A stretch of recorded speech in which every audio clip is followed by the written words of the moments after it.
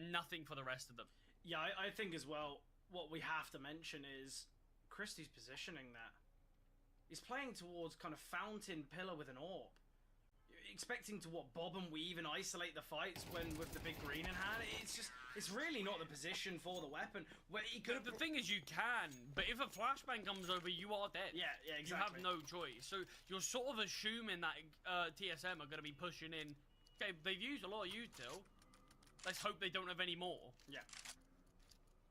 But it's such a big risk to make, and when your B play is the only chance of winning the round, as you've got the flank from Anlele, you need to at least keep this B play competitive. Even if they find 2 kills, at least Anlele can be in a 1v2, give himself a chance, but as the 2 kills come through so cleanly, it is done. Ooh, speaking of Anlele though, he was on the flank in the last round. We'll find the pick towards Banana here with a Christie shot that Acor won't be too happy with.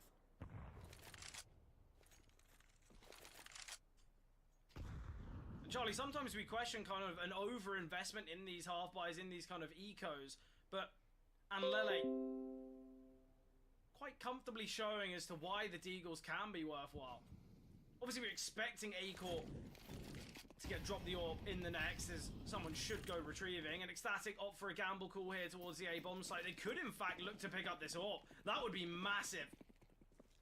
I think Valde somewhat realised now, and the orb's been retrieved. I'd love to see Christu just posted up towards bottom banana and everyone else go towards CT, because Valde's got information that they are here towards banana. Still, the T's seemingly want to fight their way out. Interested.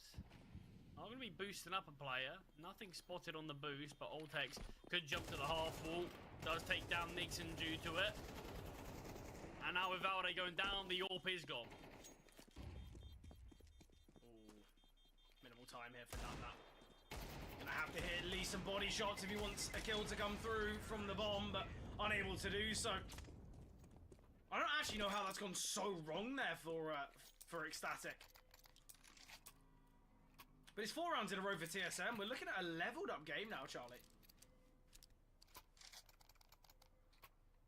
Yeah, and it's been quite a turnaround, in fact. TSM are looking excellent in these last 4. They've looked really well oiled. And so disciplined in terms of their executes. But it is the fundamentals that are keeping TSM in this one. Yeah. They're not winning the round due to these early kills or this aggression that they're finding. They're winning it on the executes. The hits onto the bomb sites is what's doing it. Great aggression from Acor, yeah. And now it's Towson tested. We'll be able to find one. Trade attempt not going to come through as of yet, but it's Acor once again, and he can find a second. This has been excellent from Acor. Oh, and Oltex and Zyphon. They confirm the round, but it's another round where TSM are winning it with, you know, 3+ survivors. And I think this is the TSM that we're expecting. This is the performance on Inferno that we were hoping for. They've got an 80% win rate for a reason. And clearly showing as to why. But this is the TSM that people wanted to see, because they know they can play like this. But you look back to Vertigo, we didn't get this TSM. No, definitely not. We didn't get even a glimpse of this TSM, but this is how they can play. The calling's been great from Valde. I love the hunt here from TSM as well. Give no chance for any opportunities for Ecstatic. Flashbang comes over and Anlele will fall to Oltex, but Zyphon was there as kind of a condition for the flash. If Anlele's able to back away from Oltex, he will fall to Zyphon. But look, TSM, they take the lead now. That's 5 rounds in a row. And although Acor's not the top of his team, I feel like Acor has been monumental, been massive here. Not only gets the opener pushing through the Molotov, but the awareness to just peek from Boiler and find the player under Balk. Excellent stuff here. Yeah, he's looking really sharp. And Lele towards Banana again, might go for a bit of an aggression. He is. Portion of the map is clear. Spotted one player out towards bottom Banana. Tries to back away, will be allowed to. Deals a bit of return damage to Nico. Yeah, Yeah, TSM though, they've got so much time to work with and they've got so much utility as well. A retake for Banana might be the best game plan for them. Utility coming over the top. Towson dropping off, and that's information that there's 2 players here towards long. Or at least they can guess that. Flashbang's good.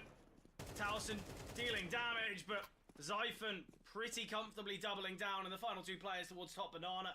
TSM, they spot out that initial probe of Anlele. They see the deep position, and in doing so, you know what? We don't care. You can have the whole of Banana. We're going to execute the A-bomb site. We're going to rip away your defenses, and another 4-player survival here for TSM, because it doesn't look like Anlele and Nixon want to really show much here towards A. Exit frags are possibilities here, and obviously with the bomb radius being absolutely massive on Inferno, we are going to have to see the likes of Zyphon and Nico slowly make their way here into apartments. See, the issue with Fred is you mentioned about Ecstatic using a lot of their pauses early, and this is when they were winning. And now that they're not winning, and they don't have loads of pauses left to use, you're starting to think, when is the best time to use it? Because you'd want them, I think they've only got 1 left if I'm correct. Yeah, just the 1. You'd think they'd want to use it now in these final couple of rounds. But if things continue to go wrong, you also want to have 1 for later, you want to have a lot, but that's the issue with using 2 of your pauses in what, the first 3 rounds? 4 rounds 4 maybe? rounds. It's so tough. Charlie, there's 4 players on TSM sitting above 10k. This is how dominant these rounds have been. Not only has it been rounds going the way of TSM, but there's plenty of survivors in all of them.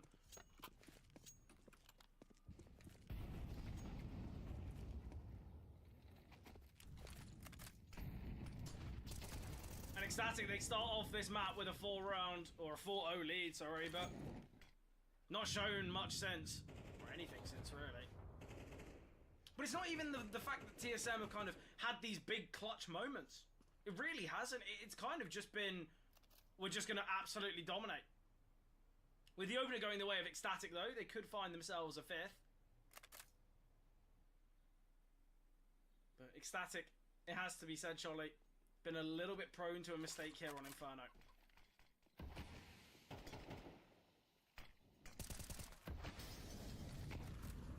It's fine from Anlele, and this is one that Ecstatic can't let slip away. Valde is going to be pushing down. The flashbangs again are so excellent.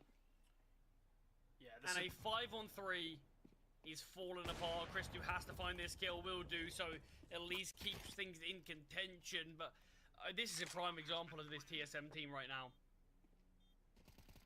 Yeah, it's the fact that Valde's just sent through. It's Nico and Acor to kind of just send over the flashbangs. It's absolutely excellent. Valde can find Towson as well, and Christu is going to drop the utility, but he's held by Acor. And TSM, even though disadvantaged, I said, Charlie, they're prone to a mistake. 2 flashbangs changes the whole round. That's how ridiculous the TSM utility is. And it has to be said, right? Valde, he gets a great triple. The 3rd kill is the only one that you can really praise Valde for, because the other 2, his opponents are fully blinded. Blinded the whole time. I mean, this is the thing. This is how well-oiled it is. It doesn't matter if it's Valde going in. It could be in anyone. It's not us saying, oh, Valde with an excellent triple entry. It's the flashbangs that do it. Literally anyone could have done that on the side of TSM. They are just extremely well organized. And I mean, you always got to give Valde credit for that, for being the leader of the team, but not necessarily for the kills that were found. No. But nice double openers here, as Nico and Zyphon chime through nicely. Nixon just playing behind this smoke. And now they're the ones in the deficit. They've got to take some risks. And Nixon, first one pans out nicely, can upgrade the weaponry. It is 3 MP9s, though, to face off. And this is where we could see the reposition from Christu, maybe just to pick up a rifle.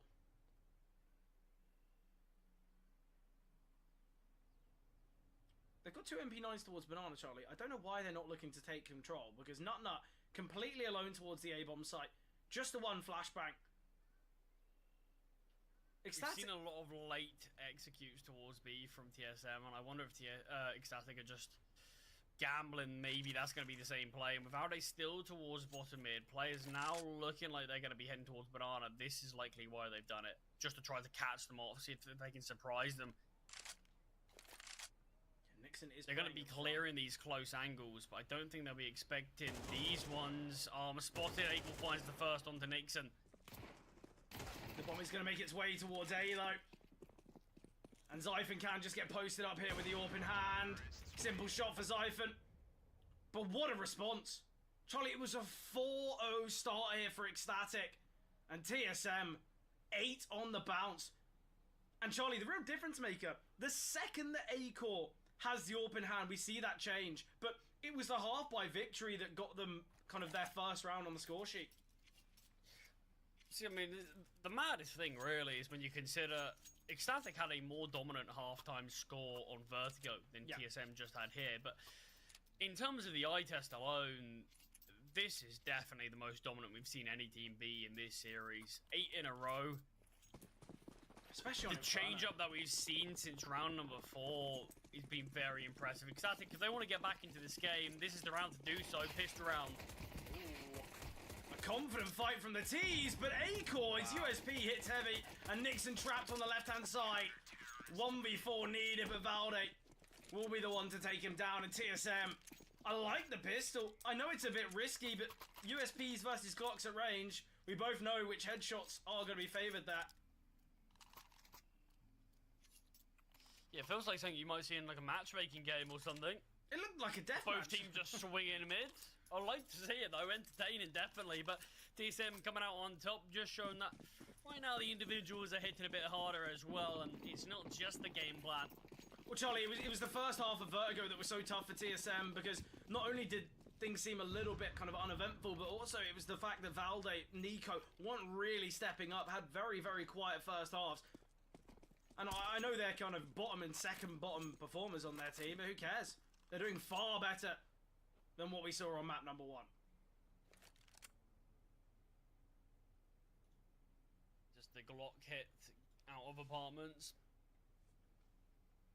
But 4 CDs here. I'll be amazed if they can even make their way actually onto the bomb site.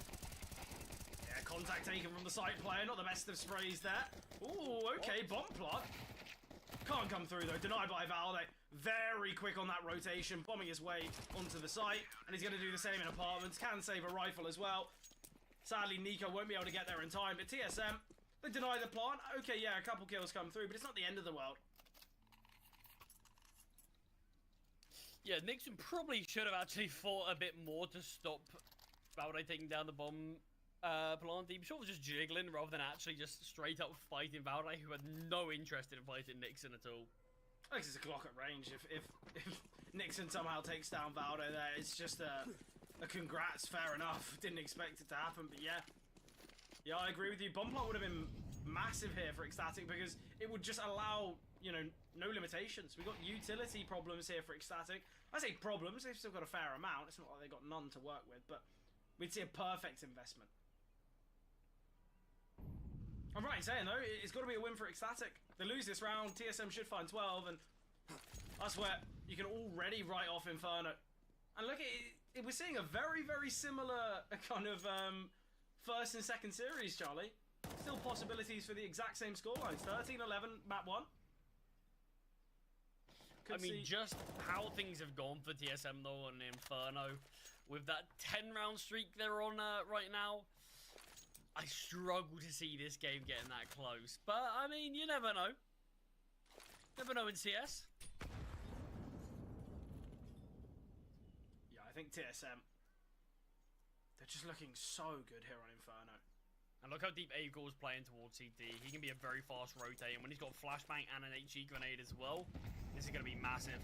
Smoke dropped to force the T's to push through it. They are going to do so, but a counter flash comes through. Nico is fully blinded, as are all the T's. Something I want to point out, the utility there that Valde's trying to send through, he just used his jump bind. Obviously with the changes of jump binds, he messes up the flash and has to throw a different one. Oh, needed the smoke bomb, denied, and that's the round done. Valde, great double. Obviously A-Core got 2, and simple stuff for Zyphon rotating in. But we would have seen an even stronger response from TSM if Valde's first flash comes through. There's no way the MP9 falls there. I suppose it doesn't just affect us as normal players. Oh god, we've seen a lot today, to be honest. The well, not missed utility, but missed thrown, I guess. Yeah, I mean, it's such a big change. I mean, players using this for years and years and years and years, every single day, countless times, and just, oh yeah, can't do that anymore. Yeah, we'll take a bit of time to get used to, but I mean, it's again the util that wins the round for TSM. It's no brilliant hold. Nico goes down for nothing. Acorn naded the smoke, finds a couple of players. Valde naded the smoke, finds a couple of players, none of which he fully expecting it. And it is 11 on the board. Unsurprisingly, the force buy is coming through. Yeah, it's going to be tough, though. They need to deal with Acor here towards short. The peak could come through at any moment, and we will see Acor fire off the shot, but not connect the bullet. Flashbang coming through from Zyphon, sending himself in fact. Can only get one, though. Ooh, Nixon going to be aware of the player in mini-pit. Great entries here from Ecstatic. Valde's been locked out of this round. Just going to be a save here for the CTs. Might look for some exit frags. Yeah, it's quite unfortunate for Acor that we see him kind of posted up towards Boiler, in which he probably would have got a bit of a freebie, but as he peaks, that's when the aggression comes through. Timing goes a little bit away from TSM, but Ecstatic, I mentioned, they kind of needed this round. And thankfully for them, they do take it. Not actually a huge fan of Nico going for exits there. It felt, well, we needed his weapon in the next. Yeah, it felt just in terms of he had so much money, so much utility, and that's all just gone. Whereas he could have dropped over the MP9 if he didn't want to, even though Nico is normally a player who'll take the hit on that. And drop over or keep an M4 or buy an M4 for himself, whatever. It would have just had more weapons in play. And now I think we're going to a position where we're not going to see a buy. TSM, it looks like they... I don't like the half-buy approach here. Zyphon and Altex will struggle to invest in the next. But yeah, Nico surviving could have dropped an ult to Acor. It would have been rifles on everyone. It would have been weaponry all across the board here.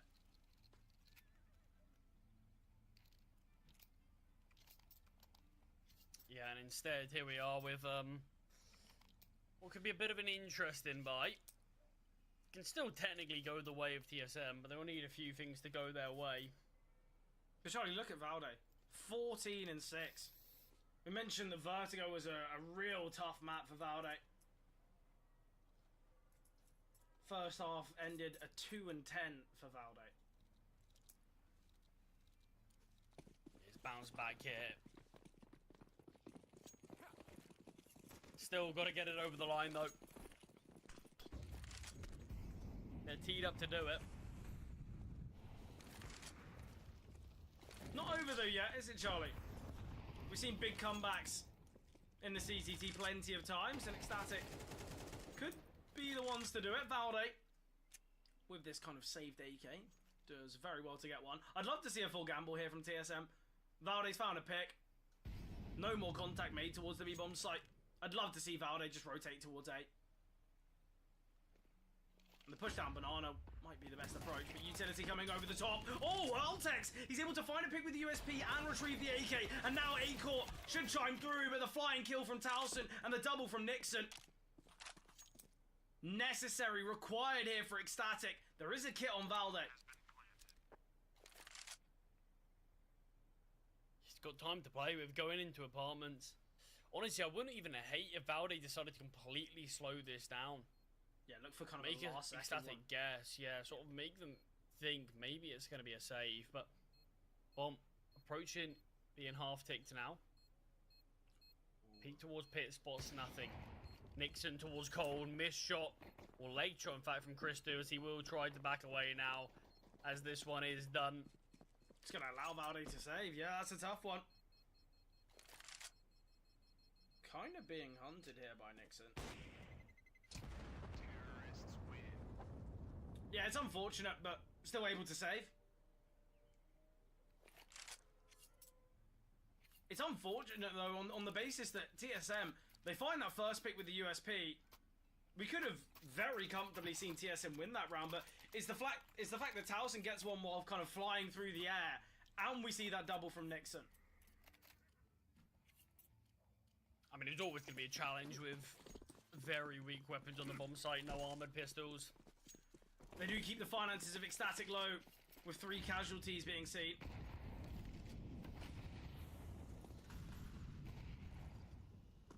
Native smoke here could be excellent. Smoke down, Nico getting aggressive. A bit of a panic jump there, though. Ruins any chance of the spray, and Valde goes down through the wall. Ooh, nice find from Acor, though. The bomb is still dropped here towards T-spawn, Charlie, and it will just be nut to try and retrieve. This allows time here for the CTs on this retake. They've got to be prepared, though, for the AWP of Christie being posted up. Lele's taking all this space towards Ruins as well. Nade of the smoke, Acor spotting nothing. It looks like it's just going to be the back away, potentially assuming that they've opted to fake here towards B, but Acor now just going to save. Yeah, I think Nico pushing through there. If there was a third player towards the B bomb site from TSM and someone was sending both Nico and Valde through that smoke, then I kind of like the attempt, but it seemed just like a bit of a solo play from Nico, and he had a Molotov and an HE grenade as well. So, yeah, I'm not too sure as to what the decision making was there. I think just with the Molotov down towards the banana, dropping their smoke down on it and trying to push straight after, they catch someone out. Honestly, probably would have worked. I mean, look how low he got and Lele. I do think it's just the fact that the panic jump came through. Yeah, it's tough. That those extra bullets did go on to miss.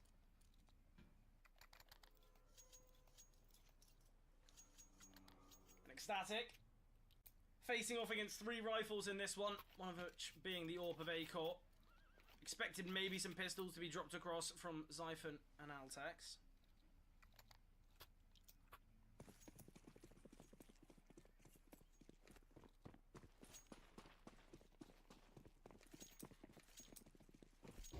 Do have a Zeus on Valde.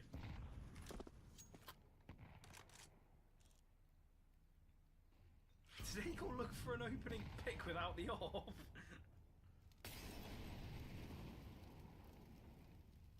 Might have done. Acor is just left here alone towards B.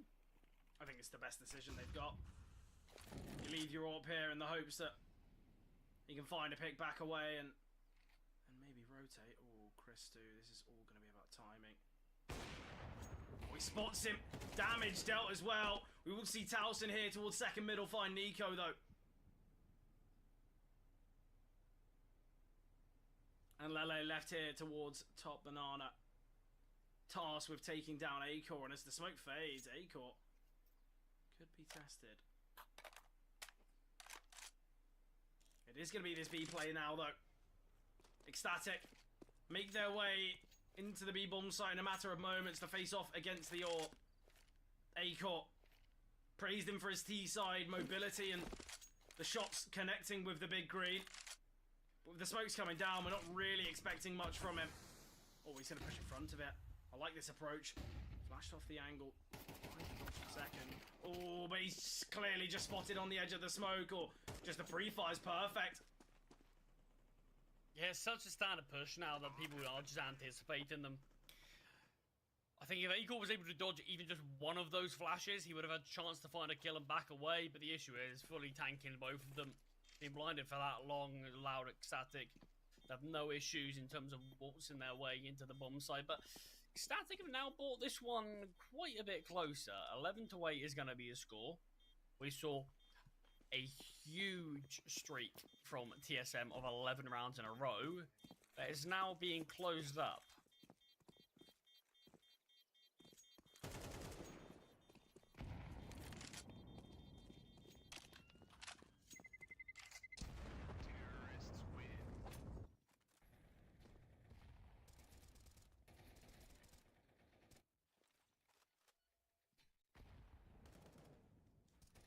Look, Charlie, though, I'm still a believer in TSM to take things here on Inferno.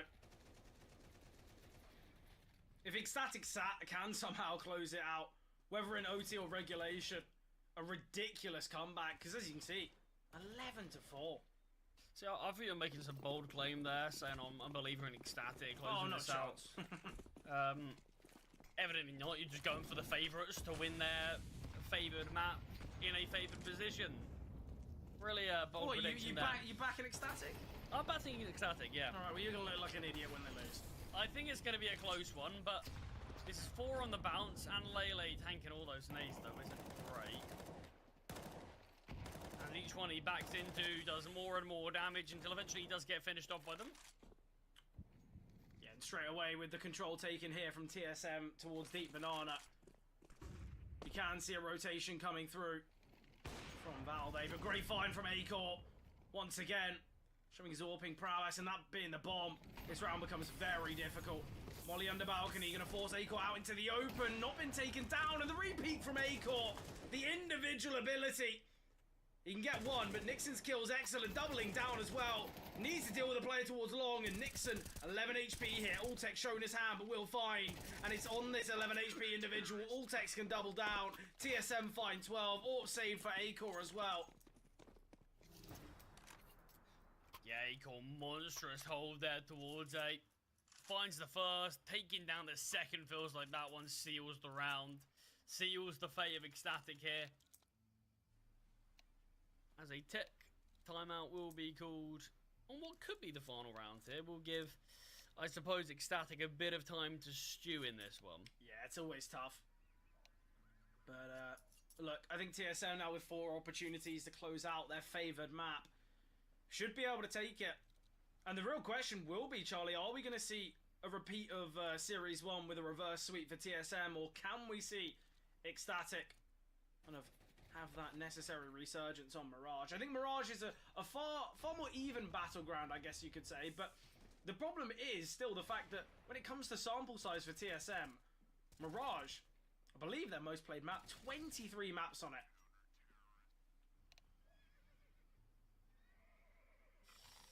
Yeah, Mirage is going to be an interesting one as well. It's a very similar situation to this Inferno, where both teams have a solid win rate on it, but there's a huge difference in terms of sample size of maps.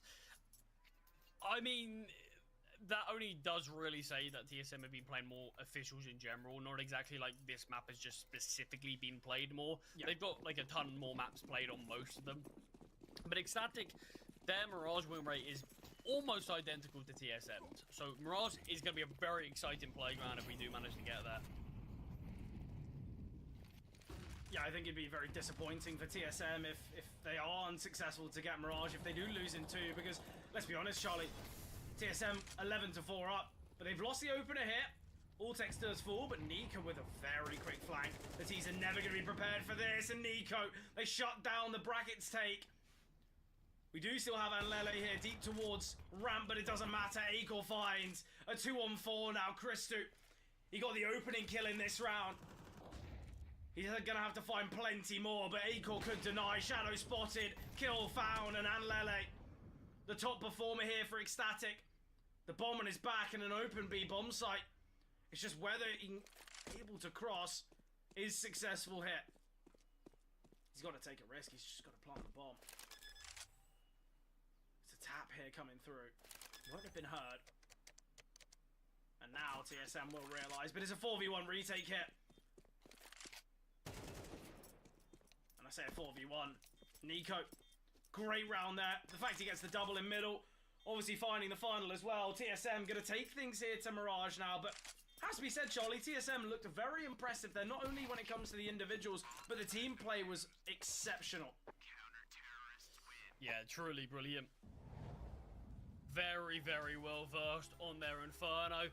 Winning 11 rounds in a row kind of says it all.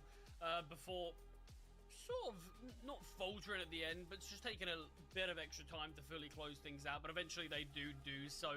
Ecstatic do at least have a little bit of a resurgence to maybe give them a bit more confidence as we do move on to Mirage. But like said, Fred, both teams have a very, very, very similar win rate on this map, and this could possibly give us one of the most exciting maps yet. Yeah, obviously, you know, Acor He had a good performance on Vertigo. Sadly, it was a loss. Acor once again stepping up, and whether he can continue to Mirage will be the question. But obviously, M&J has been sat patiently waiting, evaluating maybe the errors from Ecstatic and the success stories from TSM. So I'm interested to hear what he has to say about the map of Inferno.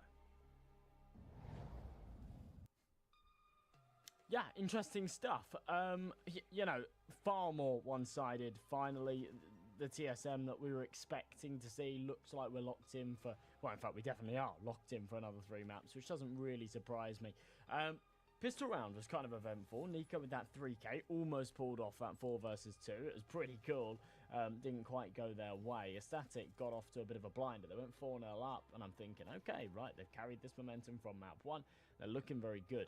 Then they just kind of dropped off a little bit. They lost against the half-buy. Then we saw that round where Analele got far too over-aggressive into Banana, gave up that early advantage, and they ended up losing the round, and then losing, in fact, 8 rounds in a row off of the back of it. It ended up going 8-4 at the halfway point after the 4-0 lead. TSM, the second they sort of tied things up, they then just had this very dominant force going into the last 4 rounds, where many of these scenarios didn't even come particularly close. I mean, you had a couple where it sort of felt like, okay, it's possible for a Static, but ultimately TSM were always 1 or 2 men ahead, and that always just felt like the case, especially this final round of the half, where a Static didn't have too much money to work with. Second half Pistol was the Wild West. It was a complete cowboy shootout in middle.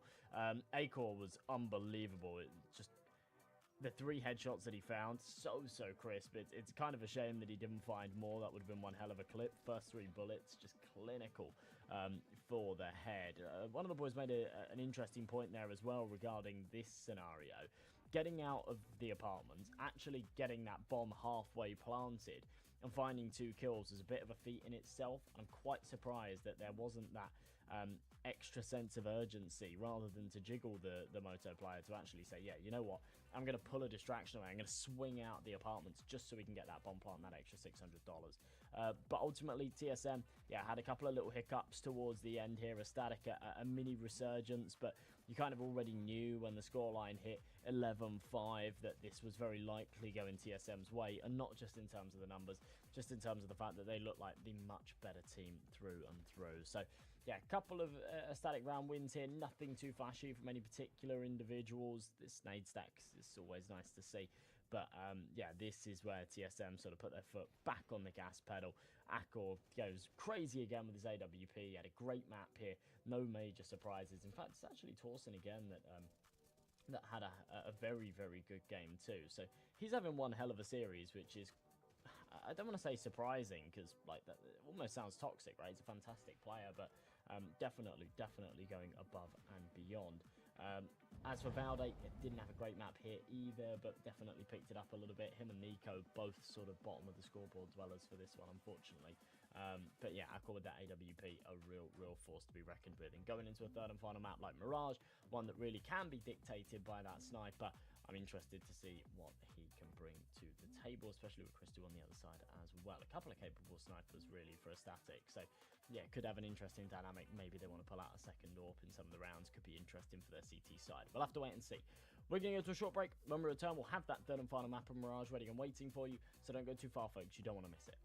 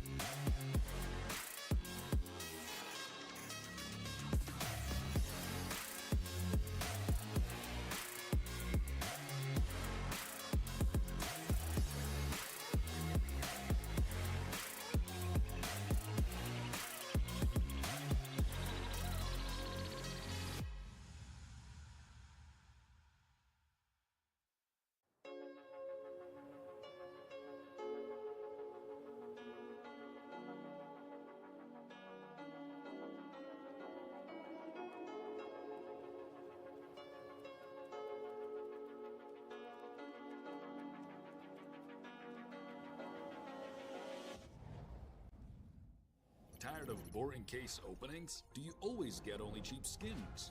The Hellcase website has tons of options to upgrade your inventory. It's up to you to participate in giveaways, events, or compete with other players in opening cases. Hellcase, your world of expensive skins. Do you have any unnecessary skins or want to sell them? Try SkinPlace. Visit the website, select the skins you want to use. Easily fill your Steam trade link. Make sure we offer good prices and choose a payment method. Hit the button and boom, instant cash. Safety. Low commissions. Instant payouts. SkinPlace.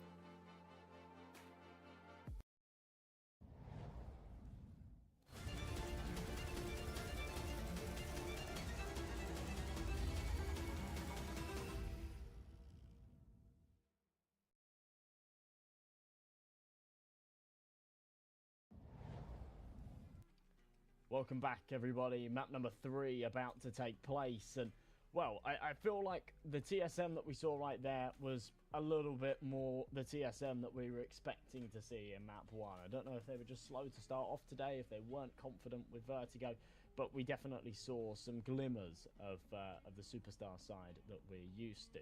My major concern is the fact that Nico and Valde still didn't have a great map there. You know, you got 2 big hitters that have been pretty absent in this map so far. I'm not sure if that's going to continue. I'm going to move to my right this time because I keep asking you, Zola, and then I forget, we've run out of time, right? So so Charlie, what are your thoughts? Yeah, I mean, I do actually think Valde kind of turned things around in the final couple of rounds. Nico's still obviously a bit absent, but I mean, I kind of think that's not a huge surprise. TSM, you're not bringing in Nico expecting him to be some mad fragger. He's not. That's never really been who he is as a player. It's never going to be what you're bringing in now. But I definitely think if TSM can bring this level to a Mirage, I think this one is gonna 100% go their way, because that was one of the best I think we've seen from TSM in a while. Absolutely manhandled Ecstatic. Sure, they had a pretty poor start to the game. They didn't have the most excellent end to the game, but I mean, in general, you look at the grand scheme of things, that was really well versed. Their executes were so pinpoint. I mean, I can't get over just the util uses that they used. It was so excellent. Bring that onto Mirage. Sure, it's not going to be as heavily dominated in terms of the utility as a map like Inferno, but I'm really excited to see how they're going to be able to take mid and see what they can do from that on both sides, not just their T side. Fair play. Well, we can't see a full day of upsets, right? We had alternate attacks beating big earlier. It seems like it was ages ago, but, you know, it's only a couple of hours ago. Ecstatic, obviously the underdogs coming into this one. Solo, do you think they've got what it takes to bounce back and take Mirage, or do you think that one was a bit of a confidence knocker? Look, I think if we saw more from Ecstatic on both sides of Inferno, I would definitely be kind of questioning, okay, there's a chance. But as Charlie pointed out, I feel like the team play was what yielded TSM so many rounds there, not only on the T side, but the CT side as well. I feel like when you look at the kind of the AWPing battle, Acor has looked really, really good. And don't get me wrong, we've seen moments from Christu, but for a map like Mirage, we know it can be kind of one in which the AWPers can dominate. And Acor on the T side was kind of where I was a little bit more impressed. Inferno is a map that you can really struggle with the T side AWPing, and Acor just made it look quite simple. So if we can see similar signs, I think TSM should maybe stomp here, because I think it's definitely a real chance for TSM to kind of show, okay, map 1, that was an anomaly. Forget about that. We're going to re-establish our dominance. Yeah, well, a couple of big factors here. Acor needs to go big on the AWP here on Mirage, and Nut needs to wait the hell up. He's got 16 kills across 2 maps, but third and final map on the way. Take it away, boys. Here for Mirage, and whether that will continue is the question, but Acor and Nico towards middle start things off pretty nicely.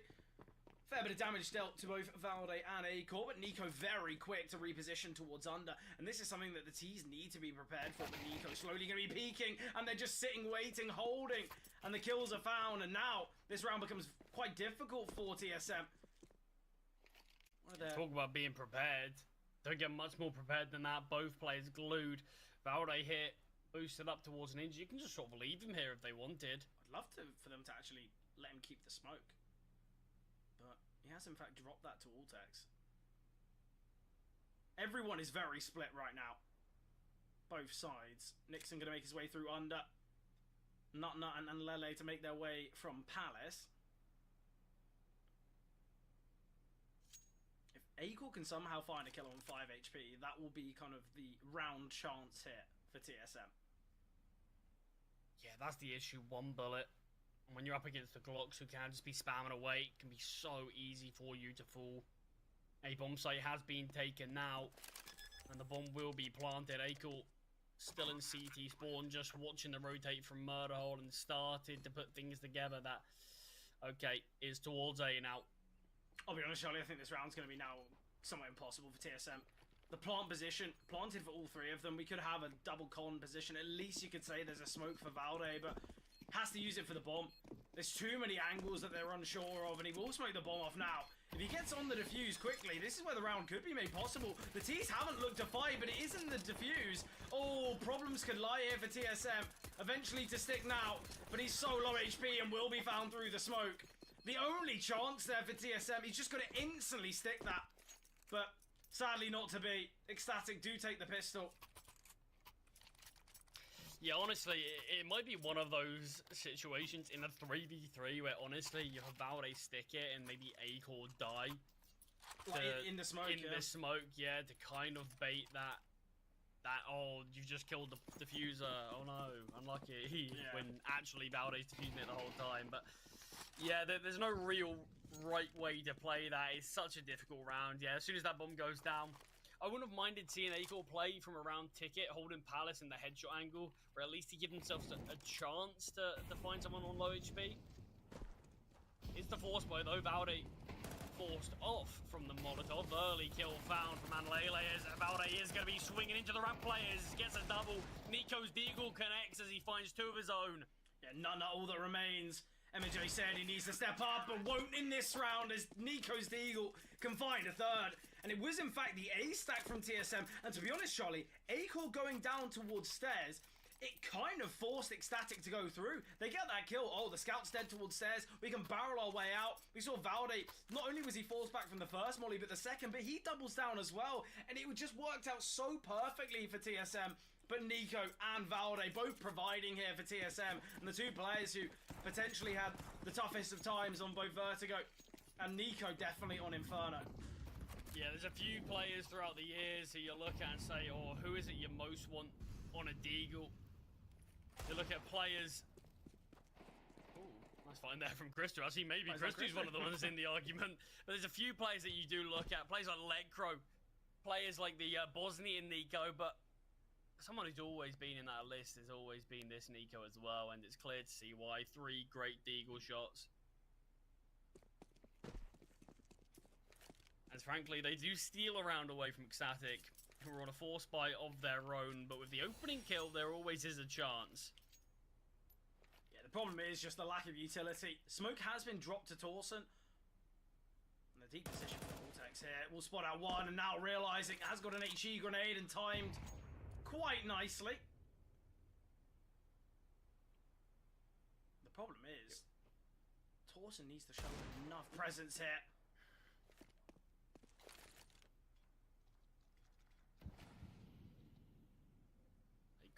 Aware of Tausen's position. Not towards A, very split from the rest of the pack. It's just going to be some presence made. Look at the rotations, Charlie.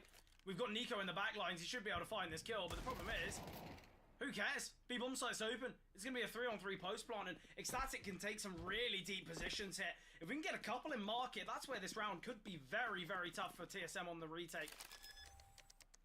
But an opportunity. The rotations have at least already started to come through as this bomb is planted. They put 2 and 2 together that, okay, A is fully clear.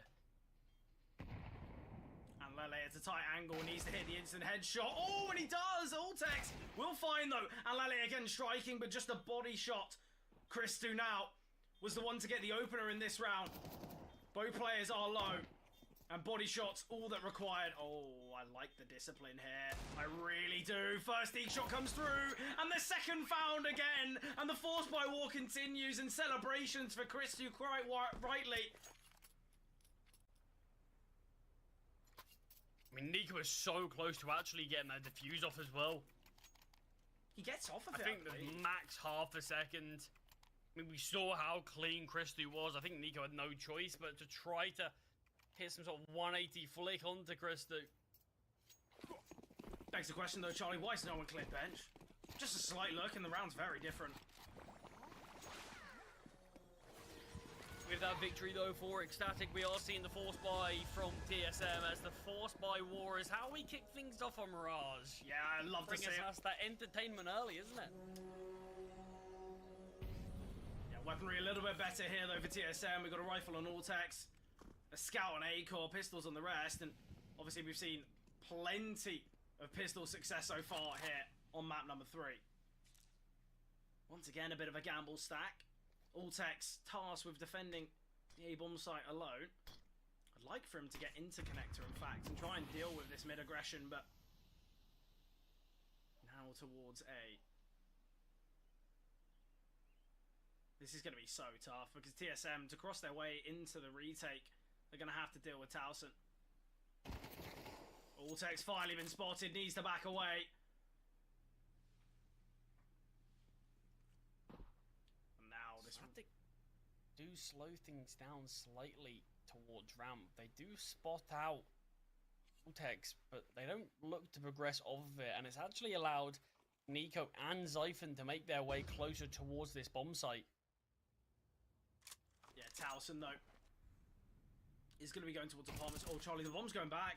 Towson finds a kill, but he's low. If Towson goes down and a rifle's retrieved, this is where the round could go so wrong. There's 20 seconds. The bomb's bombing its way through apartments. Christu has to find this kill, but goes down. Real possibilities. And he is found. And now, minimal time. This is the problems that I mentioned. And Valde going to drop the smoke to try and delay. The bomb needs to try and be planted. 6 seconds remaining. It's a 2 versus 4, but it doesn't matter. The CTs just need to survive. The round is over, won by TSM. What is the need for the overcomplication there from the likes of Ecstatic? So unnecessary. They could brute force their way towards B and leave Towson towards under. I was going to say it's a perfectly called round. It's excellent, but no. They decide to pivot, and in doing so, they throw the round away. It felt like we saw that success in the over-rotations when Nut made that fight towards ramp in the round prior. They tried to attempt the same thing by the seams of things. And then realised, okay, time's ticking. We've got to rotate, but you saw how split Towson was towards B there when they decided to make that. It looked like he was just going to be made to sort of keep a bit more pressure on the map. Yeah, I thought it was a fake initially, but the bomb, the second it kind of removed itself from ramp, that's where questions really had to be made. There was 30 seconds on the clock, Charlie. I think it's such an unnecessary decision. And we talk about it time and time again, right? Is you can make a wrong decision and you can still win the rounds. Definitely, you can always make you can go into a stack and still come out of it victorious. But it's the fact that Ecstatic's so hesitant there. Oh, should we go back towards A? Oh, actually, no, we've got a timing on B. We've just found a kill. But it leaves them with very minimal time, and in doing so, rotations are allowed to come through. Bomb plant can't come down, and it's just so tough. A lot of damage dealt there from Nut, but sadly, a kill hasn't been confirmed from his damage. And it's Towson in a 1v4. TSM can take the lead now, surely.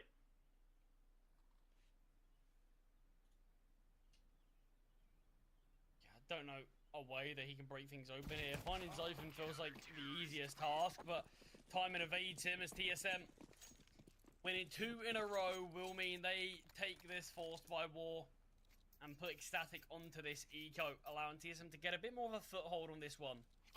Yeah, and the fact they've got plenty of survivors, we know what that's going to do for the TSM finances.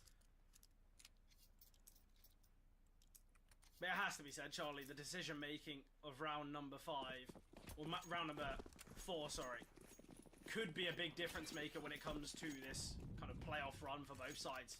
If Ecstatic lose and it's a close fashion, I think we all know what we're going to be saying. Great damage here towards middle, and A-Core.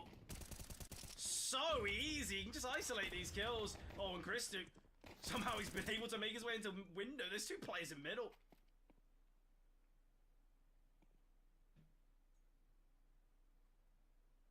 The CTs have the bomb. He's completely locked up. There's no need for anyone to push it. Zyphon can hold Murder Hole. Valde currently holding CT. And we have got Ortex on the B-bomb site. holding the cross. Oltex will take down Christo, and TSM reasonably successful anti-eco round. Acor with 3. And Acor can bring out an AWP now. And as we've said, Charlie, Acor was a huge difference maker on Inferno, but not just on the CT side, it was the T side of which it was very impressive. But now with the big green in hand and money looking pretty good for TSM as well, they can look to kind of continue this streak of success. And the buy for Ecstatic, not perfect. Very minimal utility on the likes of Nut Towson and Anlele. Oh, double Palace push. So much space has been taken. It's a quad A setup here for TSM. But now they can look to rotate players off with this deep Palace position of Voltex.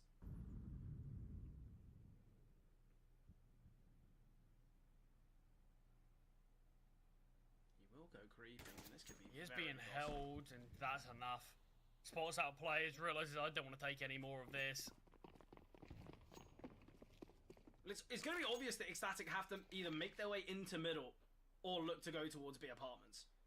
And smoke to fade in just a matter of moments. And Acor and Yorp, he spotted out 2. He actually finds the harder player. And Acor again, he gets the collapse. Lovely from Acor, posted up. Gonna get the tag onto Nixon. Just showing Nixon, yeah, I know where you are and I'll find you in a second. Acor with a 4K, you see the smile in his face. What a round there from Acor. 12 and 5 currently, Fred. Yeah, great find. Here's the second peak. Excellent stuff here. Finding 2. And then taking down Nixon as that final kill. Acor really rips away any chance of Ecstatic winning that investment.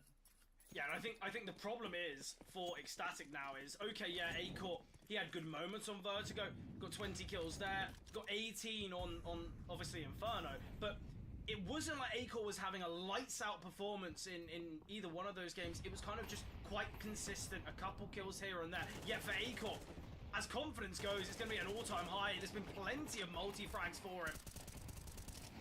Great utility damage here. Valde could get caught off guard. Will be found by Anlele. But that rifle, we know it's got no ammunition in that. Only 2 survivors now currently for TSM. Oh, the missed shot from Acor could be costly. And Lele in this 1 versus 2. Another missed shot for Acor.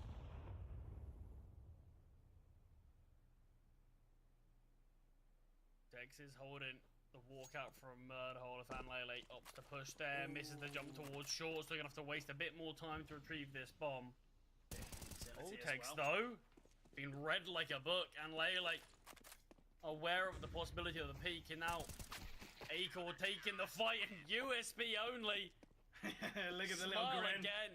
Yeah. I don't know if information was that he was low, or if Acor just thought, I'm not letting him play this 1v1 on his terms. I'm gonna take this fight to him. Maybe aware, you know what? Probably just bought Kevlar.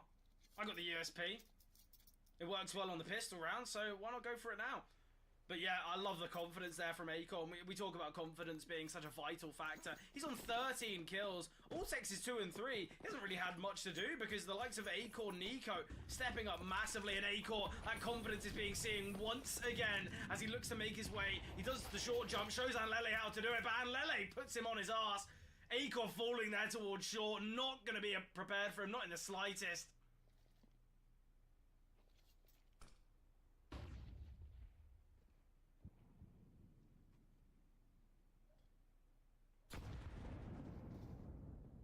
Thrown on out, but Zyphon's deep position. He's got a number of options what he can do. He'll likely catch Anlele out deeper in this round, but also can flank towards B. Is looking for Anlele, spots him and does find him. Yeah, the deep position for Christu though. Nice find. Bomb plant to come through now. Man advantage for Ecstatic, but this round kind of has to go the way of Ecstatic because, let's be honest, Charlie, TSM somewhat running away with things here. Smoke to come through.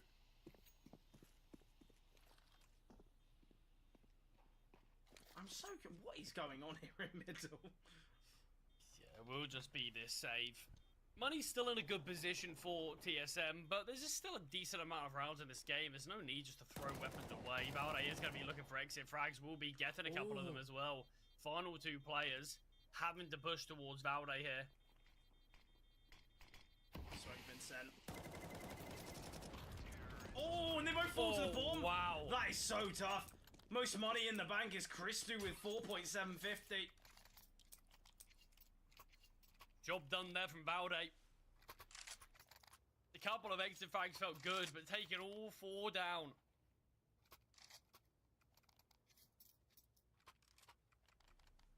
Yeah, lovely stuff there. And the fact that TSM are able to save those weapons as well just ensures that an investment can come out in the next as well. Tough one for Ecstatic. At least they get the round, I guess. But TSM have looked very dominant here on Mirage. Has to be said.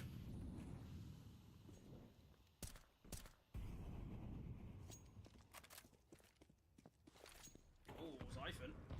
Getting very aggressive here. HE grenade not doing anywhere near as much damage as we might have initially anticipated. Oh, Zyphon with a flash in hand, ready to send Nico in.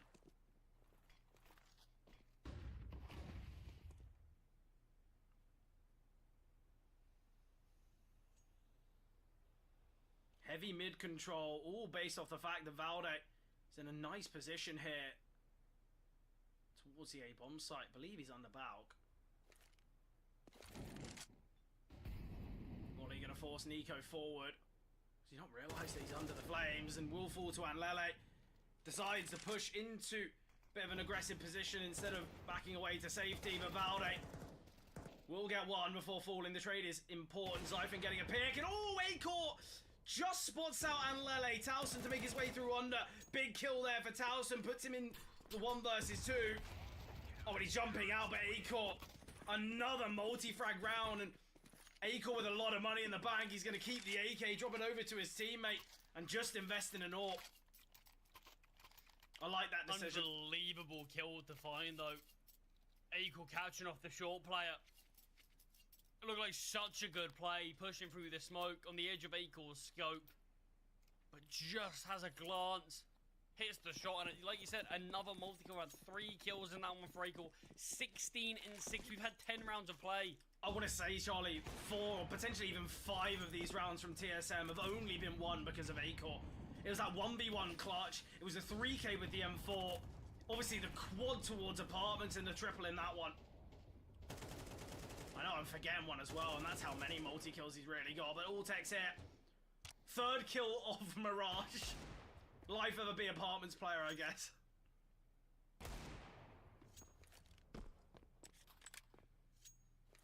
But Charlie, the half's been won already by TSM. And we are expecting at worst, an 8-3. 8-3, 8-4.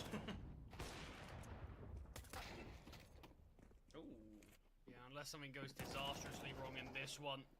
Nut will fall. Valde searching for more towards ramp, and Valde and Zyphon combined for the final couple. 8 is certainly found, but 9 is still a possibility as we are here in the final round of the half. AWPs for Christu have come few and far between. I don't even know, have we seen an AWP for Christu? I don't think we have in this one, actually. Yeah.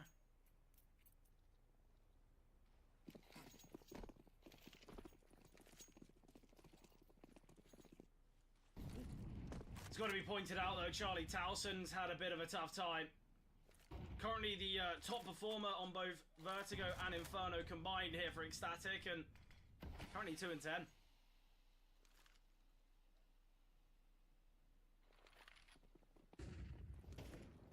Valde on top of balcony, going to be forced out with a Molotov. Not information early enough, I guess, for the T's. Deep position here for Anlele, but could be found quite comfortably. The nade of the smoke for Nico is excellent. Man advantage now for TSM. Bomb plant going to be tough. Towson is still on the late lurk in under. But I think the lack of the bomb plant quite heavily illustrates to TSM. Okay, there probably is this late lurk. And the jump across and the kill from Zyphon is excellent. Acor, he's been the hero here for TSM, but he's quite happy to kind of have his chance at death. Setting up his teammate there. Oh, and Acor finds Christu. So cheeky, it's not. 1 versus 3. Finally been spotted. Nice first tap. Needs the second, but Zyphon can find it. It's a 9-3 half, Charlie. And to be honest, it was the T side of Inferno that so heavily impressed me from TSM. And I'm sure their T side of Mirage is you know, an opportunity for them to show a similar response. But 9-3, I think it's too far gone here. I mean, Ecstatic, we see them just slow things down and not get that bomb down, waiting for that flank to come through. The issue is, it's kind of happened every single round that we've seen Ecstatic go towards A, that it's become very predictable. Yeah. And TSM, we see the jump across because they're aware that, okay, there's a good chance he's out towards mid now. Let's get this kill. And they do punish, they will find him. And it just allows them to continue this excellent streak of things. We do need to remember as well, Ecstatic won the pistol hit. Yeah. Doesn't feel like it though, does it? No, definitely doesn't give off that that indication. Fight towards underpass. And Lele not expecting the jump across from Zyphon as he does get punished. We're starting to see the Palace push. There is a player in here, Oltex. Gets the instant dink, punishes Nixon, and things are looking very good here. No, though. Essentially, the one player who could save this one, do have Christu in the ramp position. Ooh, Finally Christu strikes in a clean double. Yeah, 3-on-2 now. Ecstatic should take this pistol as well, and Towson alongside Nut, they can just swing together, swing as a unit. Altex, in fact, can find one, and it's on Zyphon, who's the player to start this pistol round for TSM. Getting that opener towards under onto Anlele. Offering up Christu as a bit of a sacrificial lamb here, as Towson is very far away now. And Zyphon quite hungry for this pick. And now it's Towson who's alone. He's out in the open. Oh, Towson finding that kill onto Zyphon. So needed, because Ecstatic, although they were advantaged in that, they were both playing it like 1v1s.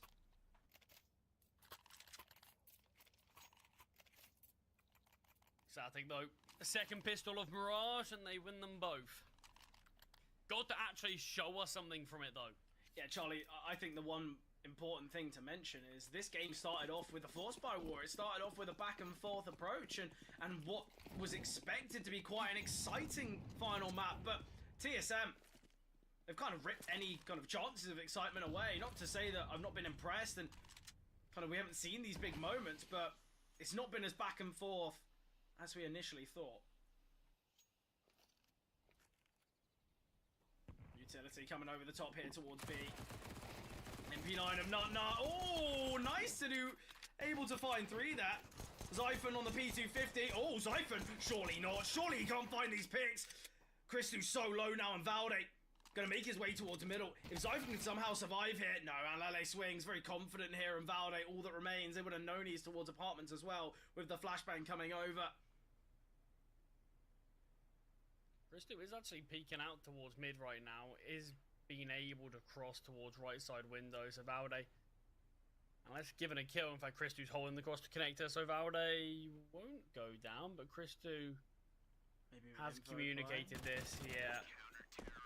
I don't actually mind it from Christu not looking for that kill. I know it's such an easy kill to get, but he's 17 HP, right, Charlie? I think it's the right approach to just give that info, because there's no way we're seeing Valde find the kill on the player ticket from that range with a Glock. You'd assume not anyway. But Charlie, that was kind of a full eco. We had a P250. We had a triple from Nut. And the fact we could have seen it go down to a 2-on-2 is the really scary thing. Yeah, things definitely could have spiraled. Ooh, Zyphon. Looking to peek behind the Molotov, in fact going forward in front of it. Great from Zyphon to find Nut. Christu, though, shows his hand in connector, but found by Oltex, and now Nixon. A lot of work to do. Ooh, Nixon and Lele. They will find, but A-Core towards top mid will eliminate, and it's all on Towson. He's had a very, very tough time so far in Mirage, and this could be the round not only to instill confidence, but give Ecstatic a chance.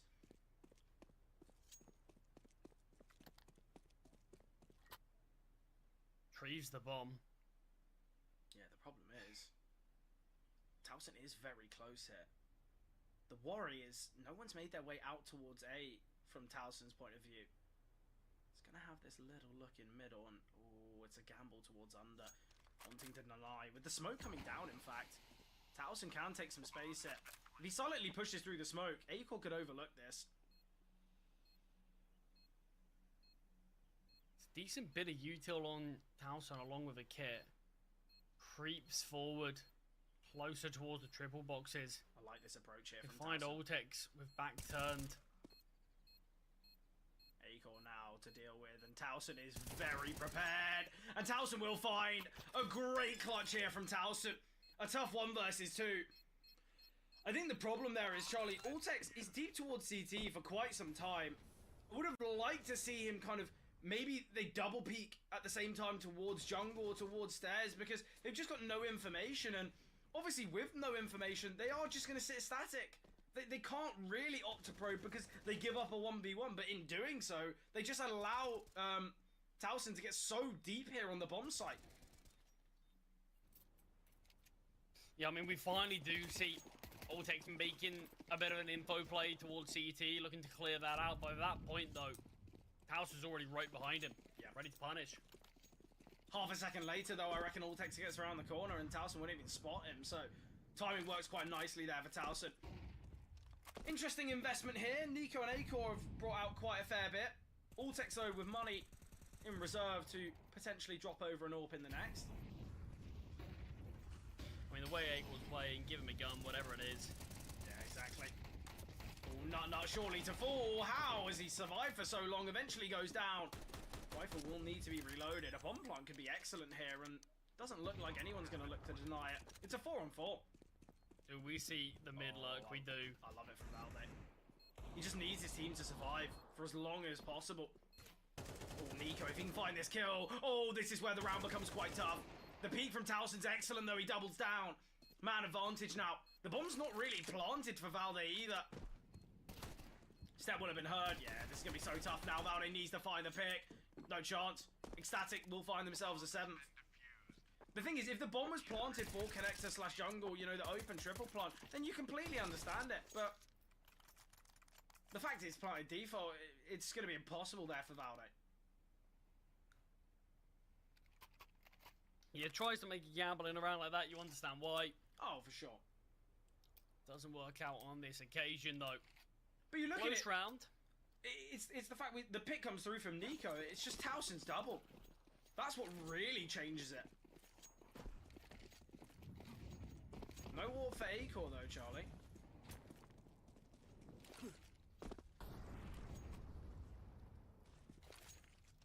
No, I would have liked to see him on an AWP as soon as possible again. Yeah, I think Altex definitely could have dropped one across. Ooh, lovely HE grenade there from Towson. Utility coming over the top. We've praised the TSM utility quite heavily on Inferno. And the util not really meaning much as the opening kills. Very nice from both Towson and Lele. Oh, great from Nico though. Sadly, only to find Acor spots one above the smoke. Nixon will resume his fallen teammate's position. Ooh, Acor's backed away. He spotted them both. He's got information now. This whole round prep for Valde to be the difference maker, but going down now. Difficulties are going to be seen. Oh, maybe he doesn't spot the player and mark it. Acor's still looking behind. Both CT's so grouped, and the way they're playing it is Acor's got to emerge quite a bit to be able to spot anyone. The thing is, Acor, if he jumps to Van, we won't actually be able to see both of them anymore. We have seen a bit of a reposition.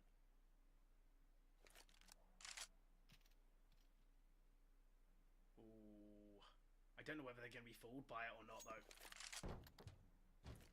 Yeah, the positioning's good.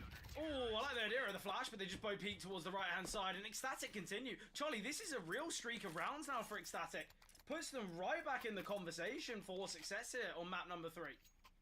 I mean, Mirad's actually one of those strange maps that, although it is kind of balanced, it is, I mean, it's definitely CT-sided slightly, but it's just the fact that we've seen plenty of teams who don't exactly play a ton of Mirage actually have a really horrendous T-side. Yeah.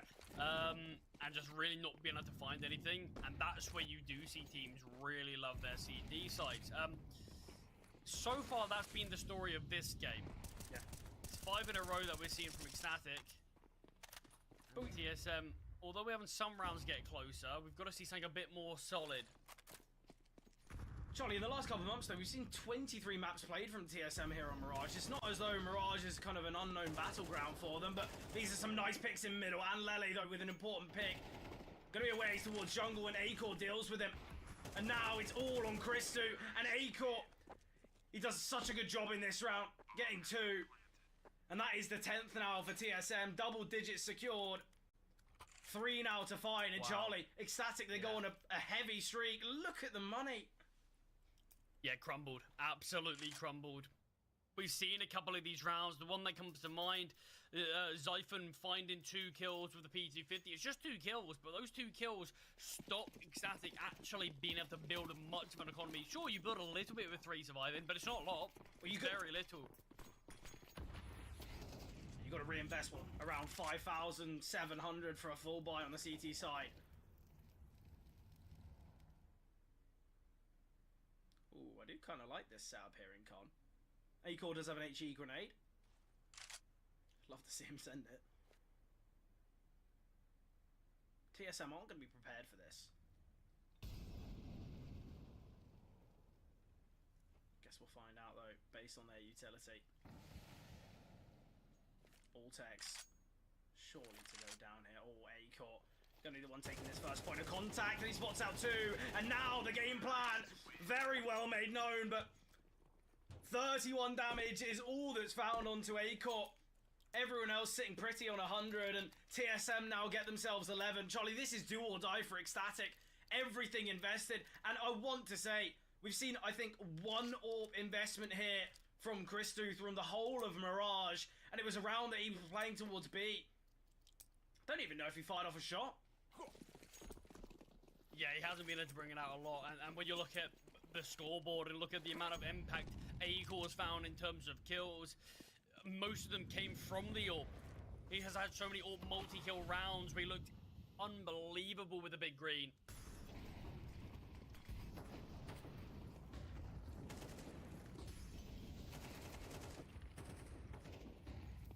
Nice find from Zyphon though, and oh, Altex is double. It's gonna have to be a save from Anleli and Towson. They can't give this one a go, surely not. Lely does find Nico. Oh! Okay.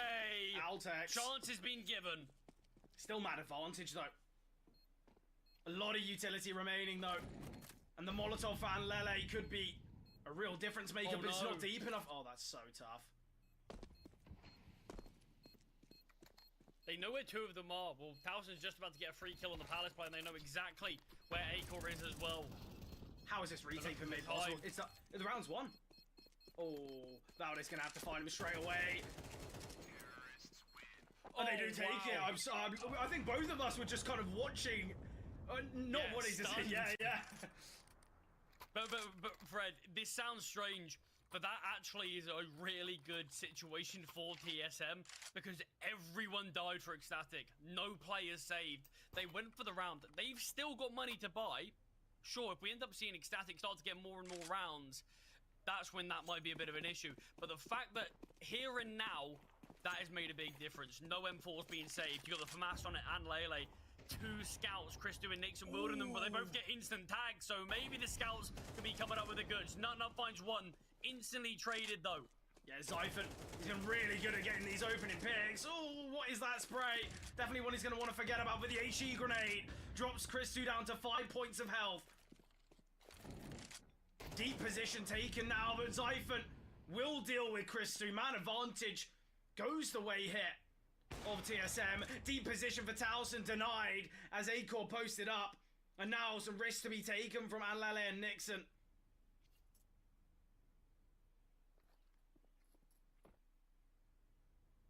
This will be a big blunder. I mean, so many players have been chipped away, have been brought down low, but that's a massive kill for Altex to find someone who's had a pretty poor game in general here on Mirage, but has been stepping up largely in these last couple in Nixon.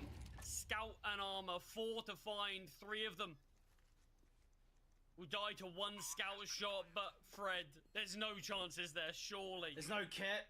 There's no avenue into a bomb site. He's got the pistol in hand right now. And for Nixon, I don't really know what you do. I guess you just gotta hope, but Acor denying all of it. 26 and 14, Acor ends this. Absolutely ridiculous. What a game this has been for TSM. Obviously, they lose map 1, but it goes the distance. Yet both Inferno and Mirage back-to-back 13-8, and it's been absolutely incredible. But why don't we bring M&J along with us and hear what he has to say about this series?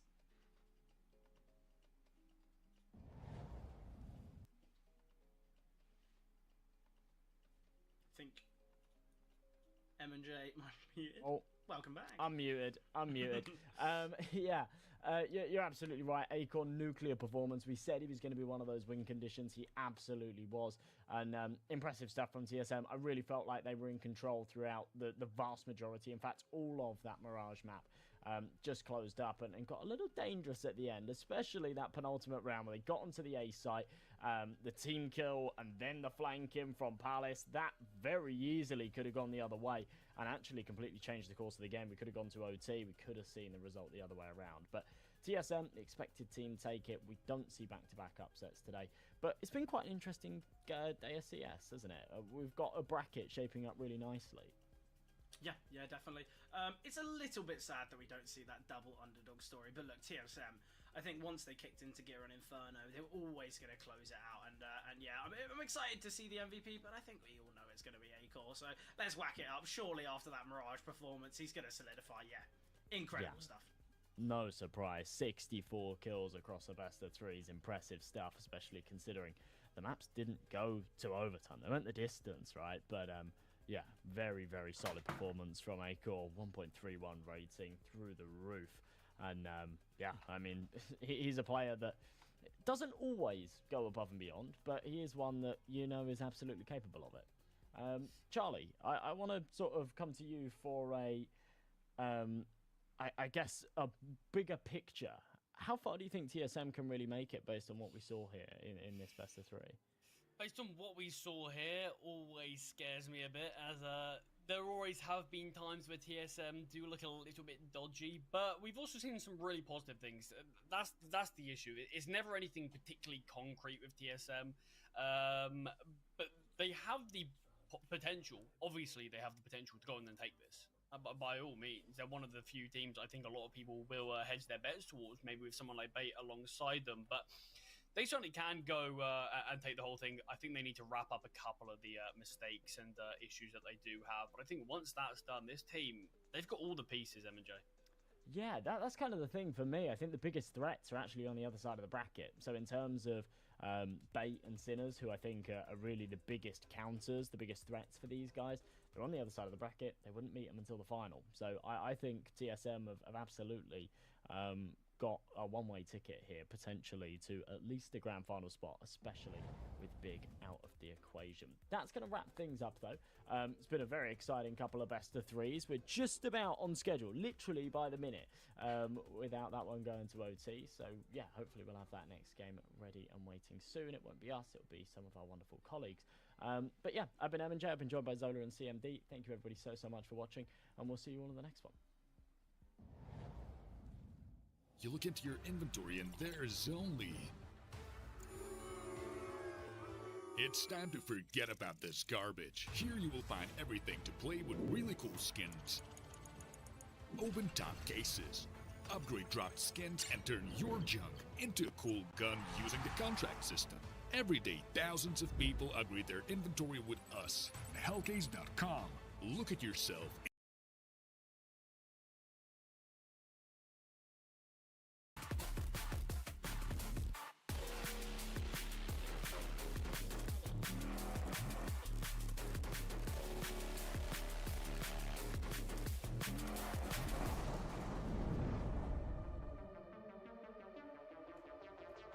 Brokey sees the shadows. They know about Brokey on this boost. They're going to target him, but he still succeeds.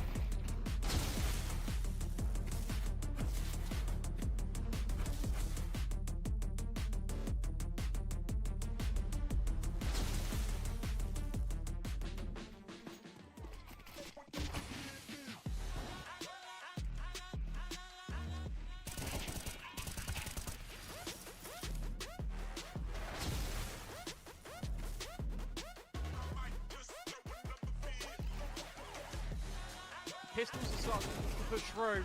And whilst Rops finds one, Carragher gets eliminated. Rops stands tall.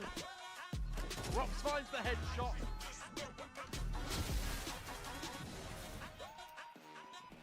Oh, electronic.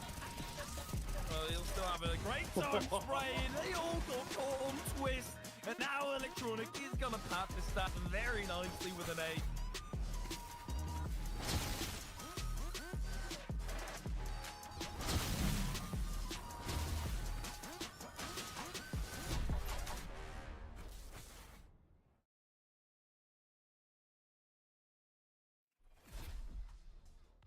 Welcome back, everybody, to the round of 32 for the Thunderpick World Championship qualifiers, and it's M&J and Waldity bringing you the rest of the action for today, because there's already been 2 games. We've got a couple more games to go. First couple of matches, pretty contentious, but is that going to continue to be the case, Josh? I don't think so, because, I mean, maybe for the later matchup we've got, but this first one, BetBoom versus Leon, I'm not too sure. Yeah, I'm with you there. I mean, I'm surprised that Cybershoke actually won that last one against Permitta, and really convincingly in that third map as well. Are you surprised? I mean, with how Cybershoke has been doing recently? Well, Come on. this is the thing. They've been just out of nowhere the last couple of weeks. They've been nuts, haven't they? But they weren't that. Go back sort of 3, 4, 5 weeks ago. So yeah, I think that surprise has really built up over the recent sort of weeks, couple of months for those guys. But yeah, you're right. This should just be a bit of a stomp. I'm gonna be honest. Leon are a team that have their days. They've got some impressive pieces within their side, but yeah, BetBoom are just a level above, aren't they? Look at the roster right here: Nafany, Siren, Magnoyas, Chiron, and Zorte. Yeah, these guys are absolutely brilliant. And to be honest, not just brilliant in terms of this tier of CS, but actually they've been brilliant in the top levels of Counter-Strike against some of the best teams in the world, let alone at kind of tier 3, tier 4 CS. Yeah, you know, I mean, I was going to actually talk about this a little bit. While I think that individual pieces have been pretty solid against, like, the tier 1 opposition that they've gotten experience against, obviously Nafany has all that experience. You've got Chiron, we've got Zorte, right? The thing that concerns me a little bit is that BetBoom, with the pieces they've got going for them, they don't actually have as many wins as you'd think they would. Like, I was just sort of taking a leisurely scroll across Wikipedia, right? And I honestly thought we'd be seeing more first place finishes, especially in some of the tournaments that don't have as high caliber opposition as you'd expect them to, right? So that's something I'm a little bit worried about, to be perfectly honest. Now, obviously, you look at the other side of you look at the other side. You've got Leon, and yes, they've got some really potent pieces.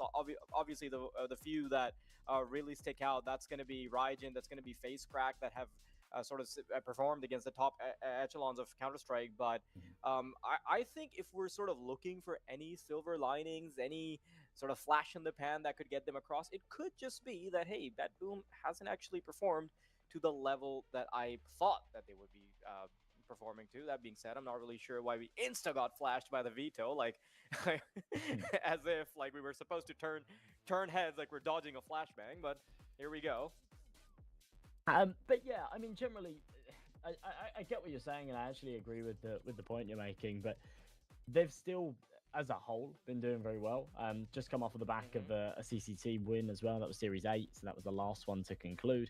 Yeah, they kind of smurfed the whole playoff bracket. They were challenged against Sinners in the grand finals. That was a 2-1. Sinners have been on really good form recently as well, so that, you know, was a result, but one that, yeah, maybe took them a bit more effort than some of the other games, perhaps. But because of their Valve regional standings, they're getting invites to everything. Direct invite into the RMR. They did have a Cologne spot, but then they didn't play. I'm not sure what the story was there. I think it was maybe visa issues or something along those lines. But yeah, essentially these guys have had lots of opportunities at top level of CS, and yeah, even just tournaments to come. They'll be at DreamHack Atlanta in a few weeks' time. That's going to be exciting to see. I think these boys have got what it takes to go the distance and maybe even win there too. Looking at this veto, it's very difficult to sort of read into or gauge anything here, right? Because we've got Dust 2, Ancient, and Nuke, but Leon's map pool is very, very sparse. They haven't played a lot on HLTV. They haven't played a single game in 6 weeks. So the data's very, very difficult to read. I mean, if there's anything to go off of in terms of data, right? Like, obviously, I'm grasping at straws a bit, but hey, Dust 2 is at least one of their more played maps. They found a little bit more success on it than the others, but obviously, it's nothing really to write home about. So, heading into the series, we're already live, pissed around underway. Bet Boom on the terrorist side and Leon on the CT. Yikes. Looking at those odds from our partners at Thunderpick. Yeah, very, very one-sided in Bet Boom's favour. Dink hit already onto 8. Space Crack just tucked behind the car. Should be good for at least one here. Takes a few bullets to find it. Knows that there's more lingering. And Face Crack, oh my. Off to a wild start as he takes all 4. On for the ace here, but it doesn't matter. The round's been won, and it's all on his merit. A common position that should have been cleared. It's Lime to steal the spotlight, but Leon, what a way to kick things off as the underdogs. Yeah, honestly, I mean, you say that it's a position that should be cleared every time, but when you're looking at something like a pistol, just in the chaos of things, right? You play that 10 times, you're definitely going to have at least 1 or 2 times where you don't clear every single angle, and that's where you're going to get punished for it. So it's pretty interesting that off the back of Face Crack, just finding 4 kills, they can immediately have a pretty solid round. And when you're playing MR12, just getting the pistols can actually be quite beneficial. And if there's any sort of win condition that Leon had, at least one of them has been fulfilled, and that's winning the pistol round. Now, I do appreciate the fact that they instantly go for some aggression. I mean, I know that generally people would shy away from it, but if you're going for a mid and lower tunnels crunch, then I think the range advantage there, just how hard it is for the pistols to connect shots, does put you in a pretty solid spot to be advantageous with the M4s. Now, kind of just the expectation that Bet Boom run into a meat grinder. Maybe a scout rifle in the hands of Zorte could yield some fruits, but highly unlikely.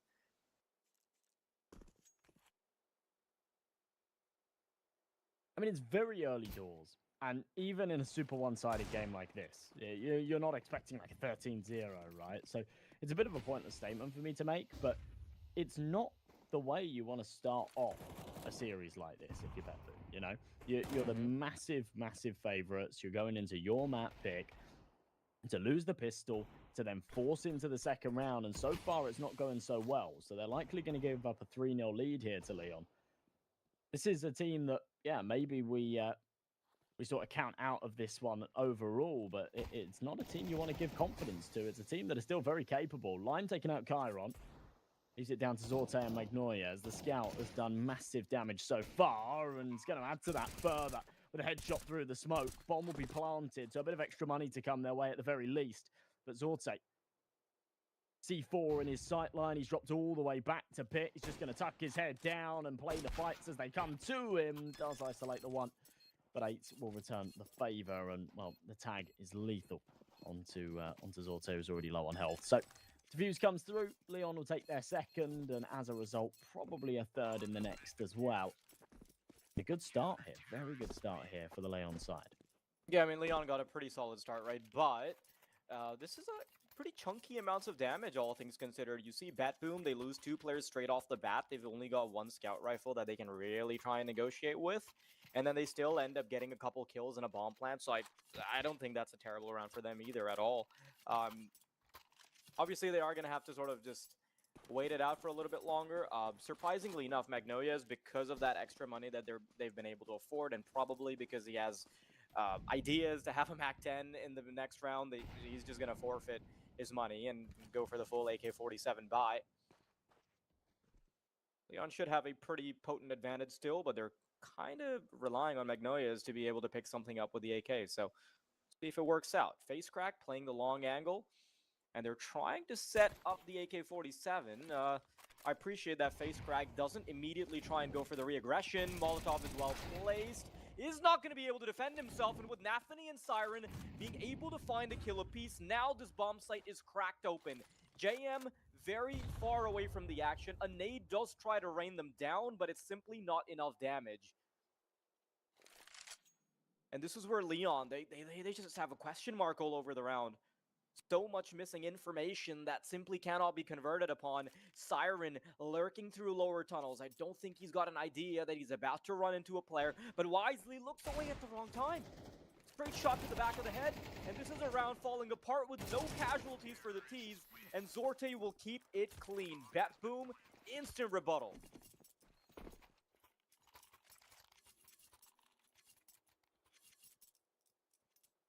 Yeah, that's a big round for Bet Boom.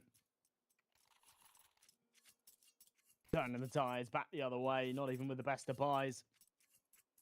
Leon are kind of broken off of that instead.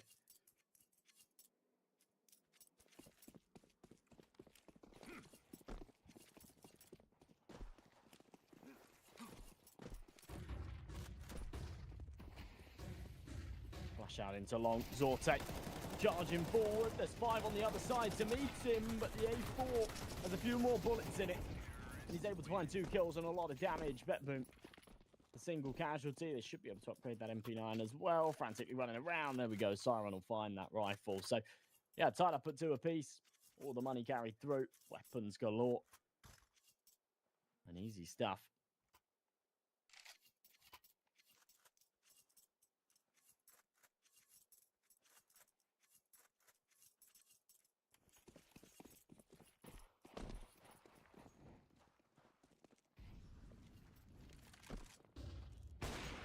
WP. Ooh.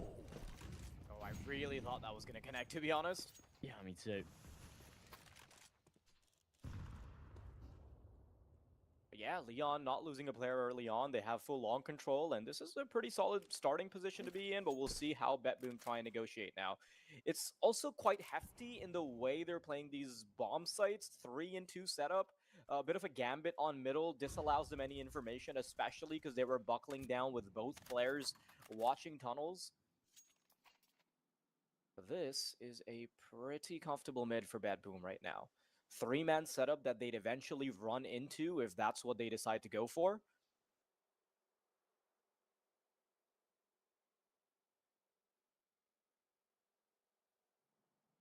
And Bet Boom playing it super slow. They got 1 extra prong towards B just to try and distract for information. Siren slowly starting to exhaust their utility a little bit. With that smoke being chucked, it is going to sow the seeds of doubt and allow the players on A to start making a move. Oh, this is brilliant. The short player having come down. Ooh. B players now starting to be pressured. Raijin has to deal with 3 different angles. The pressure now mounting as he looks to find the player in sight. Oh, wow. That's actually chunky amounts of damage. But Nafany being in the position that he is pretty much makes it next to impossible. Does miss quite a few shots, and that just leaves Magnolia's. He doesn't have a whole lot of HP, and now FaceCrack can still have a conversation about this. He doesn't know where that final player is. Magnolia's trying to play off the back of the headshot angle. But the longer FaceCrack takes, it does start to make doubt a bit more apparent. Now FaceCrack coming through from window, audio cue given up, and a flick onto Magnolia's head. Leon, they're very much in it, and I cannot believe that ends up working out with how much control Bet Boom had. What a start it has been. I mean, FaceCrack's obviously got to slow down at some point. He's 9-2, but he's keeping the kills coming for now. 1v2 clutch. I'm going to be honest. I mean, the mechanics on Raijin there is unbelievable. For him to find the kill that he's found and full 180, hit a dink onto the second as well, which made that that clutch at the end far more palatable and sort of plausible for FaceCrack there as well. You have to say, though, it has to be said, Nafany whiffs monumentally. That should be his kill all day long. He's missed the whole clip. He's going to be feeling the responsibility of that round loss, I think. Super aggression into middle. Red like a book. Chiron finds the head. York is posted up for the second player as well that will not arrive. On control. This is certainly how you take it. Smoke on the corner. Bombard the flashes over. They'll get comfortable with the leg room and a man advantage. Oh, I really like the angle that FaceCrack is playing. I think he could have gotten away with a bit more, but that's just sort of a gamble you've got to take if you're just playing the aim tool. Leon, though, still in pretty good positions. at the ready to receive if the eventual A site push starts to materialize. Popping the smoke as well, just to buy a little bit more time, and this will allow the rest of Leon's members to start to activate. They're clearing out middle. They've got information in B tunnels as well, so this is where they need to really hit the gas and bring those rotations forward. They're tucked into short as well. Nafany having crossed over is the big issue here. Face crack, that's one. Tries to impede their progression, but now Nafany's going to activate, and Face Crack is still trying to have something to say through the smoke, but his position is well unknown. Magnolias could be running into his crosshairs very soon. Unwise to try and jump into the bullets, but this new box does allow for some talks to be had here. Face Crack really expertly playing around the smoke, misses by a hair's breadth, and wisely, he does have the right weapon for it. One good spray and pray could get this job done, but don't know if he has an idea of what the HP is looking like on the other side, Josh. Yeah, this is a good round for BetBoom. Kind of asserting their dominance a little bit in the rounds that I wouldn't go as far as to say they overcomplicate things, but you know, they give Leon that chance, they give them that opportunity to get the timings, to get the positional advantage.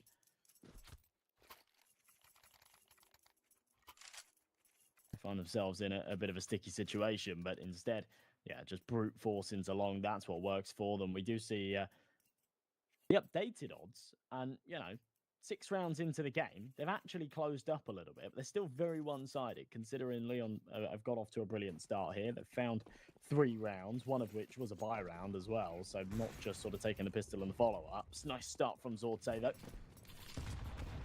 Money already fragile. Good nade damage onto Magnolias, but it's only pistols to try and follow up and finish him.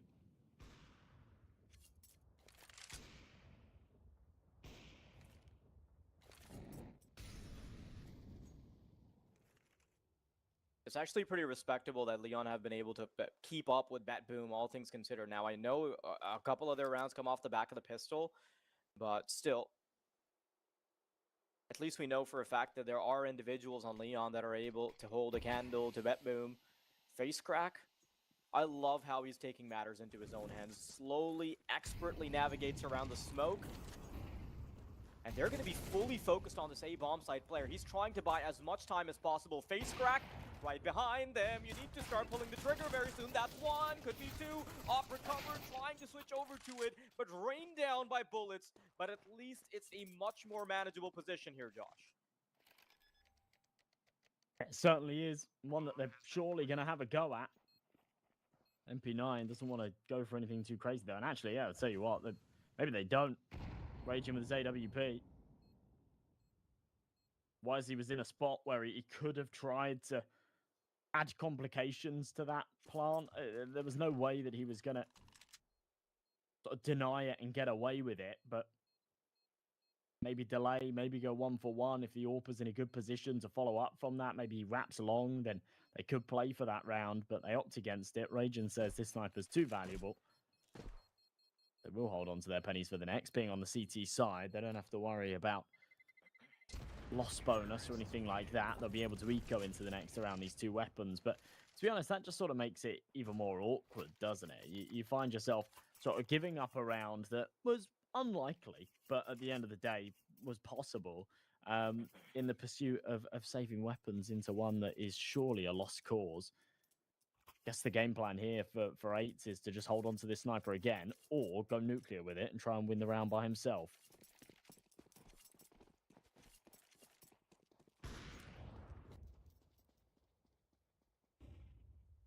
Considering he's gone B, it's probably the former. Yeah. Almost banking on making sure that this save is going to come through if they don't just hurl themselves at B. Ooh, good shot from Chiron. Now, there is a face crack over towards Car that, I mean, they've been punished before, so there's no way, right? Like, fool me once, yada yada. You know how the saying goes, but never mind. Yeah, okay. No, face crack. Somehow gets away with 1. Oh, the second's just not connecting. RNGesus does not take the wheel. That's awkward, but I'm sure Face Crack isn't too unhappy about what happened. Eights Let's finally make himself relevant. Oh my goodness, Raijin. The Zeus finally paying off, and 8's holding the angle over towards Long. And now they are going to try and book it. They want to try and overwhelm the Opera. They've got the smoke set up as well. But I love how Leon are immediately taking their foot off the gas. They know that they're in much better hands if they just go as a unit.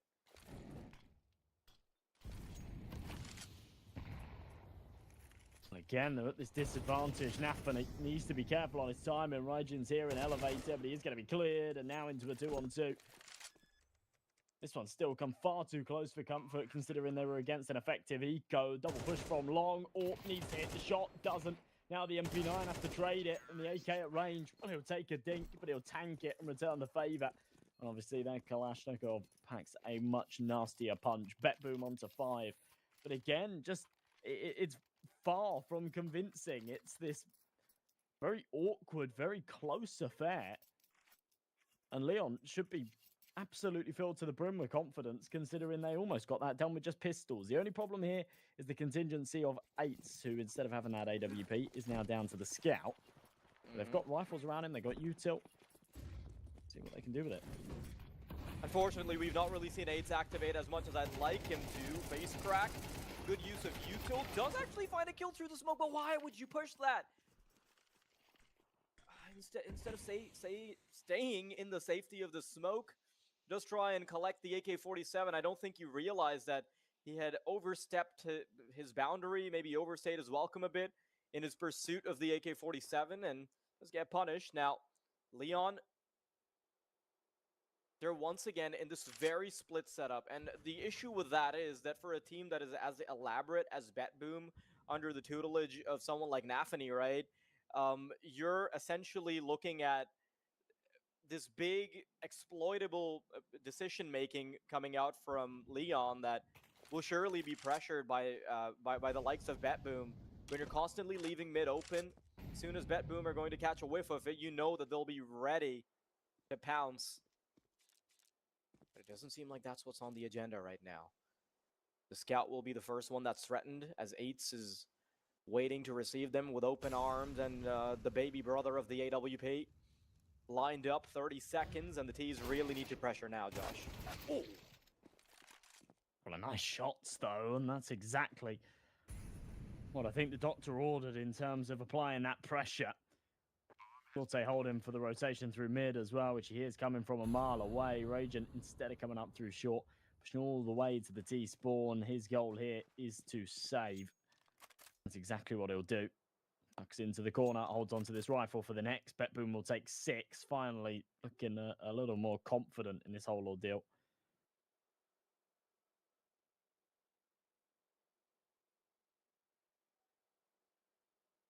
And yeah, stuck in this cycle of just holding on to these guns. Wisely's just had such a lack of opportunity, right? He's been that B anchor, and time again, just been so far away from the action. It's round number 9. He's only died 4 times, but he's not found a single kill.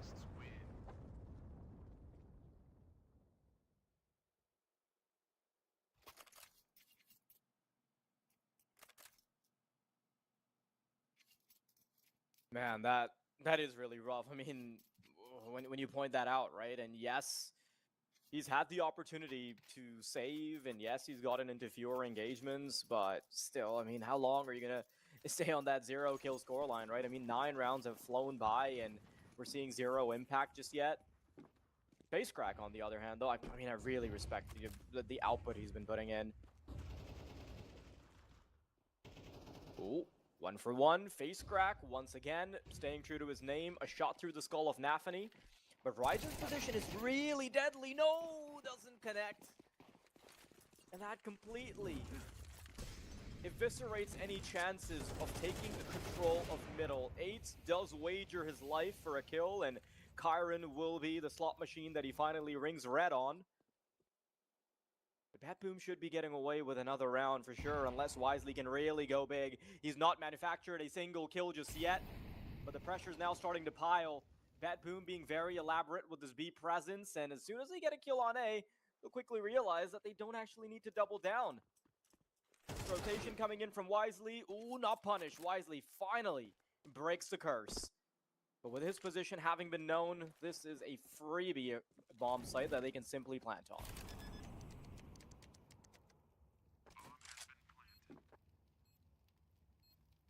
Yeah, again, wisely. Taylor's, well, not as old as time, but it's about 10 rounds old now, where he can have no say in the matter. He's just once again stuck holding on to this M4. At least he has managed to catch a straggler in this one and put a kill to his tally, but doesn't seem like he'll be able to get much more out of this. Facecrack still, you know, consistently finding a kill or two around. He's at 14 and 7. He's really the only piece of this that I think is keeping Leon competitive in these opening stages. But regardless, it's still going to go 7-3 here for BetBoo. And kind of what I love, I guess, is you've got two CIS teams here. Facecrack especially has got a lot of experience playing with some of these players, right? Previously playing on teams with Zorte, with Siren, with Nafany. So, yeah, it's sort of, yeah, it's almost a nice storyline to it. Yeah, for sure. Especially when someone like Facecrack is actually like fighting back to the extent that he is, right? Like, it's crazy to think that Leon have not had much of a performance beyond the pistol round, and Facecrack is sitting on 14 kills, just like top fragging across the server. Okay, Zorte, that's an opener. Raijin has been left irrelevant here, because that op's all the way on long, and then you consider where the short op is, and ooh, that's actually a pretty pretty solid kill right there. Let's quickly give them control back for short. Eventual long pressure, that is going to come through. Ooh, Raijin realizes there's a little corner that he can exploit, but his barrel's known, and Magnolia, with the information from the Ropper, is quickly going to be able to punish. Now, BetBoom, the world is their oyster, with a 1-3-1 setup. Sorry, 1-1-1 setup from Leon. Regardless of where they go, there's not going to be much pressure that they have to worry about, Josh.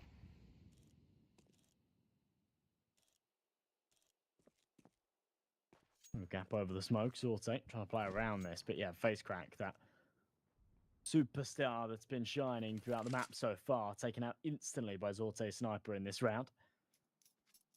Means that someone else has got to step up. Maybe it's Wisely's time, as 3 players, including the bomb, are about to funnel into him. 30 seconds on this clock, and the smoke will be momentarily fading. Timing might just get the better of him. I think he'll just be through this door, so yeah, won't be spotted.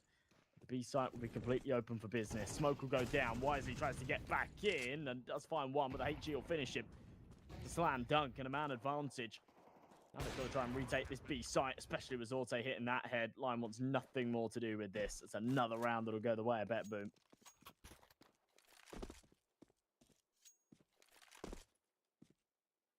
Yeah, unfortunately, the storyline now resembles what we sort of expected within the pregame, right, Josh? I mean, heading into it, I think the pistol round was one of the saving graces that they could afford, and they were able to get it, but not really seen anything too special on the gun rounds, and that's very worrying if Leon want any chances into this. Now, BetBoom, this is their map pick, but I did... And as much as I'm trying to grasp for some straws here, it is... That is just that, right? It's just straws. Because of how shallow the map pool of Leon is going to be, can't really expect too many changes when that second one comes up, which I do believe was Ancient. Correct me if I'm wrong. I'm pretty sure it was Ancient, and I'm pretty sure that BetBoom is also quite potent on that. Yes, yeah. The second map is Ancient, and you're right. Ancient is a map that BetBoom are pretty comfortable with. Okay, yeah, too, sorry, so. I'm just dumb. I just realized that there's also a graphic on the top right that just tells us that. So, yeah, it just came up. It wasn't there the whole time. You made the original point. It wasn't there, so don't feel too dumb. But Thank you. I feel very validated since you are in fact a Mensa certified member or whatever they are. So. Yep, I'm a smart cookie, lore. mate. So how do you think you would have felt if you hadn't had breakfast this morning? Okay, is that too deep fried for broadcast? I don't know. But regardless, BetBoom, they're currently in the process of deep frying what is left of Leon. But this is a decent opening round, opening to the round at least for Leon. .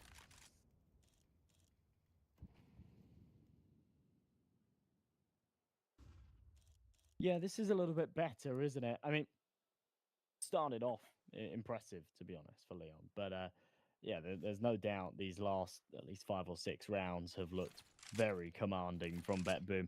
And yeah, Leon, whilst maybe they'll find a kill or two in the equation, it's very much been the BetBoom show. I think that'll continue. No, a whiffed gunfight from Chiron. Lime's able to take one back. An opportunity for an 8-4 half here, which again, considering it's their opponent's pick, wouldn't be too bad here for the CT side. MP9 should get a freebie. Siren will catch one elsewhere, but still maintaining these advantages. And 8 is going to add to it even further. Another from the sniper. And the last to come his way. 15 seconds left. It's the last round of the half. There's nothing to lose here for Nafany. He'll have a crack at this. And if he can find this kill onto the AWP, then he's got a bit of space to work with to get this bomb down and play the 1v3. He's seen the head, but the timing's awkward. Now doesn't have time to get this bomb down, and 8 will go shotgun mode, pick him out of the sky, and Leon will make it 4. So, you know, it's been a very good half for BetBoom, but as the huge underdogs, I think Leon have held their own quite well here. Yeah, this isn't too bad. Now, obviously, it is coming off the back of Face Crack just having a monster performance, but I really do appreciate that 8's really picked it up towards the end of the half as well. Now, if we could potentially see a pistol round coming the way of Leon, then, hey, maybe we can still talk. But BetBoom, obviously, being their own map pick, knowing that they're just, like, huge favorites coming into this, don't really expect too much. But it is a nice position to be in, you know, for Leon. If they can get something done, it just sort of solidifies their storyline even more. And it's a pretty solid start to the pistol. They get control on middle. They're eventually going to be able to pressure Zorte. Here it comes. Oh, that's one. Sees him on the ledge, and as soon as he spots 2 bodies coming his way, he's going to start to back off, drops as well. Now open, coming into the open arms of Chiron. No, it's Nafany in the back lines. Raijin wondering how he allowed Nafany to slip. He was more worried about Long there for a second, but the bomb being in control of BetBoom quite heavily now makes it a very difficult prospect for Leon. The only saving grace there being the fact that it is a close range angle, and that's probably where you want the Glocks to be, but Chiron has taken a page out of their books. Pistol firmly in his hands as well, and they're just waiting out the smoke. Their vision isn't obscured by the time they try to contest it. But here it comes. Raijin, you got a P250. You got to find a head. This 2-man setup, nigh unbreakable usually. It's really difficult to find 2 headshots. Oh, he's expecting it. Raijin got the awareness that that's the case, and unfortunately, Wisely is going to be taking his sweet time coming in from CT, and there's simply not enough time to do any of that. I appreciate the elaboration, but they just didn't have the time budget for it. BetBoom again, just keeping him coming. That second half pistol is, you know, I guess not super important for them as per se. They're still massively in control here, but just to solidify that further and deny Leon any real chance of closing this scoreline up, at least not just yet.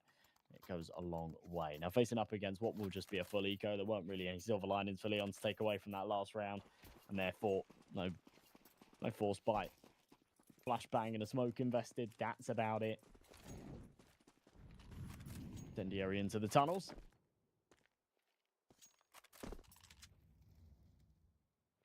Seems like Leon are just going to throw themselves at the B site here. Backpot would be a couple of kills and a bomb plant. They can work it out from there.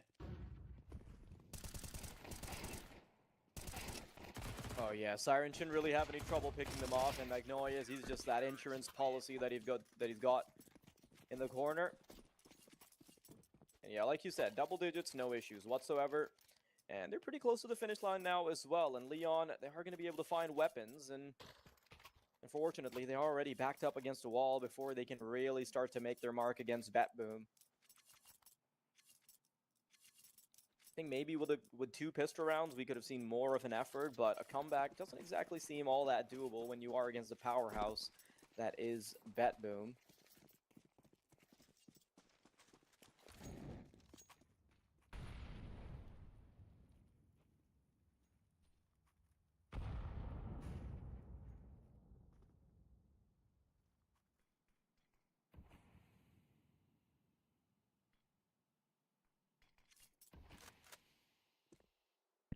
30. Smokes will go down. Bet boom.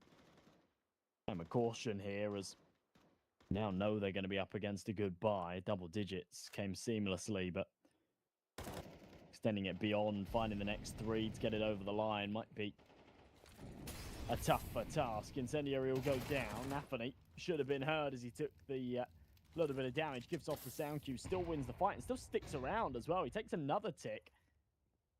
They should know he's still here. Flash, repeat. Raijin's able to take advantage of that. I'm surprised Nafany still stays on that corner for as long as he does. Yeah, it was kind of ambitious to think that he wouldn't be checked there. Raijin doing some good work to keep the T's in contention. And now we're starting to see something similar as what we saw in the first half. Middle relatively abandoned, this very heavy 2-and-2 setup. Magnolias, courtesy of the flashbang, does peek out. Wanting to try and stop them in their tracks. The tunnels player is also going to be activated. And there is a player on top of the box to take care of him. Siren, 2 kills. And Bet Boom, they just continue their winning ways. And with how little money is available in the wallets of Leon, I'm starting to have some doubts here. Yeah, that one felt like a bit of a must-win for them to be able to actually wriggle their way back into this, trailing now by 7 rounds and no money to contest their opponents hitting map point. Okay, it's Bet Boom's pick, so, you know, take it with a pinch of salt, but odds now leaning actually further in Bet Boom's favor here as we draw closer towards this surely inevitable end. A little bit of a pause here just to sort of talk things over. I think Leon will probably go for some kind of half buy here with some pistols, perhaps. Don't want to be over-investing, though. They have got the max loss bonus to come in the next. They can go down to sort of $1,500, maybe even 1,000. Still have a decent buy to work with. That seems to be the plan. 8 will save his pennies. He wants an AWP in the follow-up. So just a Desert Eagle for him, but pistols and armor on the rest.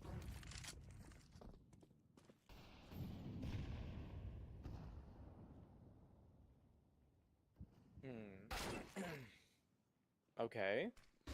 Not too bad.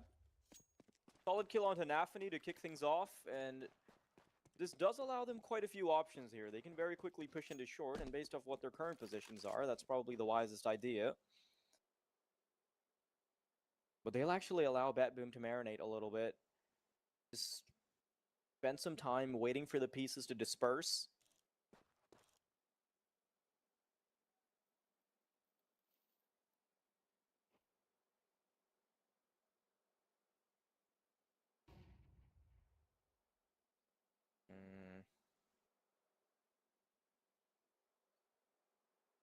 And Leon know that this one rifle that they have is pretty much all that they can really get the job done with.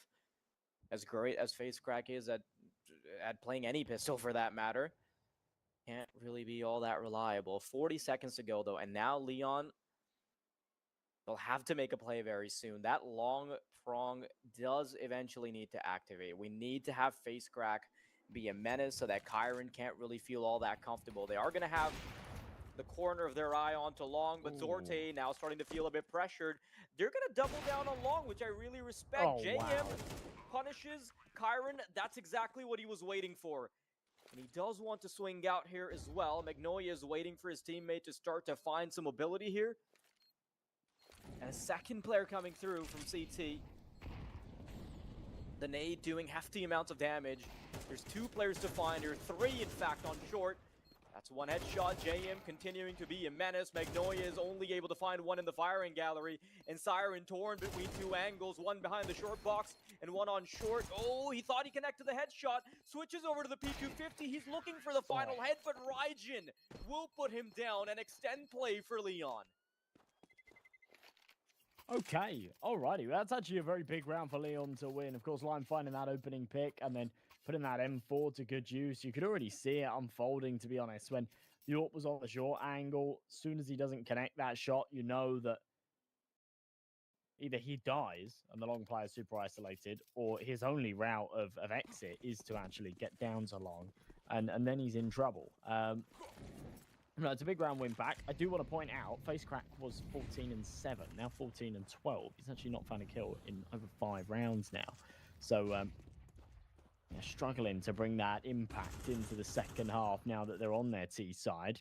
Weapons out, BetBoom still with a decent force into this one. Couple of contingencies. Lack of util on several of these players. Siren's the only man with a kit. So if Leon can use and abuse these opportunities, then they could close up this scoreline that little bit further. But they're not in the clear just yet. This isn't an eco that they face up against. It's a hefty bite. Right now, seemingly dead set on trying to kill this Doors player. Do they know there's 2 of them?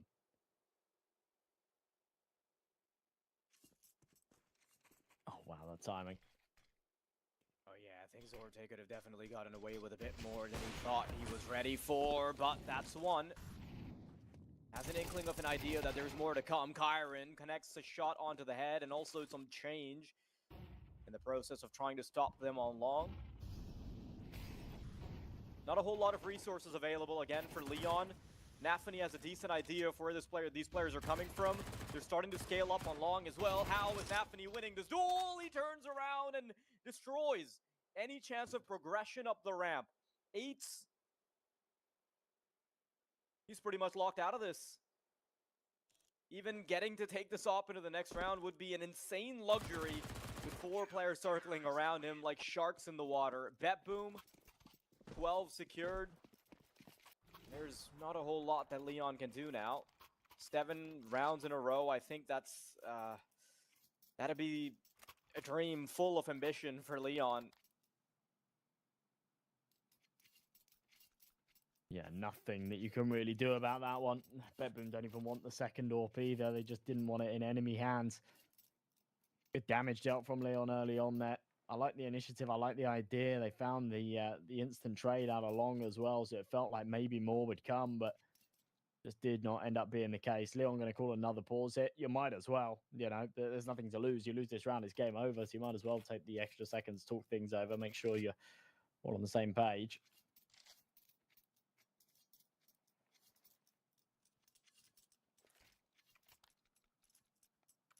And here we go. These are the tools they have to work with to try and stay alive here on their opponent's pick of Dust 2. It's 2 AKs, a Galil, a P250, and a Tech 9, a bit of util, bit of Kevlar helmet scattered. Will it be sufficient? That's the question. All brought down to 0. BetBoom with a decent chunk of cash in the bank and weapons to show for it.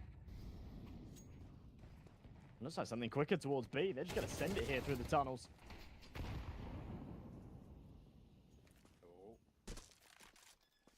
Yeah, I mean, this is quite a bit of space found on B.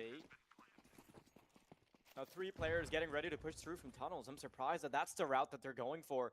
Only 1 player in middle.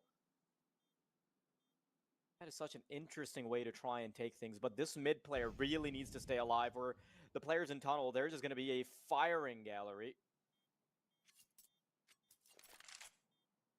Oh wow, Magnolia's what? Is he going to reverse into FaceCrack? This is so worrying. FaceCrack has no idea what's going on, but now he's eventually going to make his position known. He does lock himself out, though. Fortunately for the T's, there's simply not enough time for the defuse to come in, and that's how Leon get the ball rolling for themselves.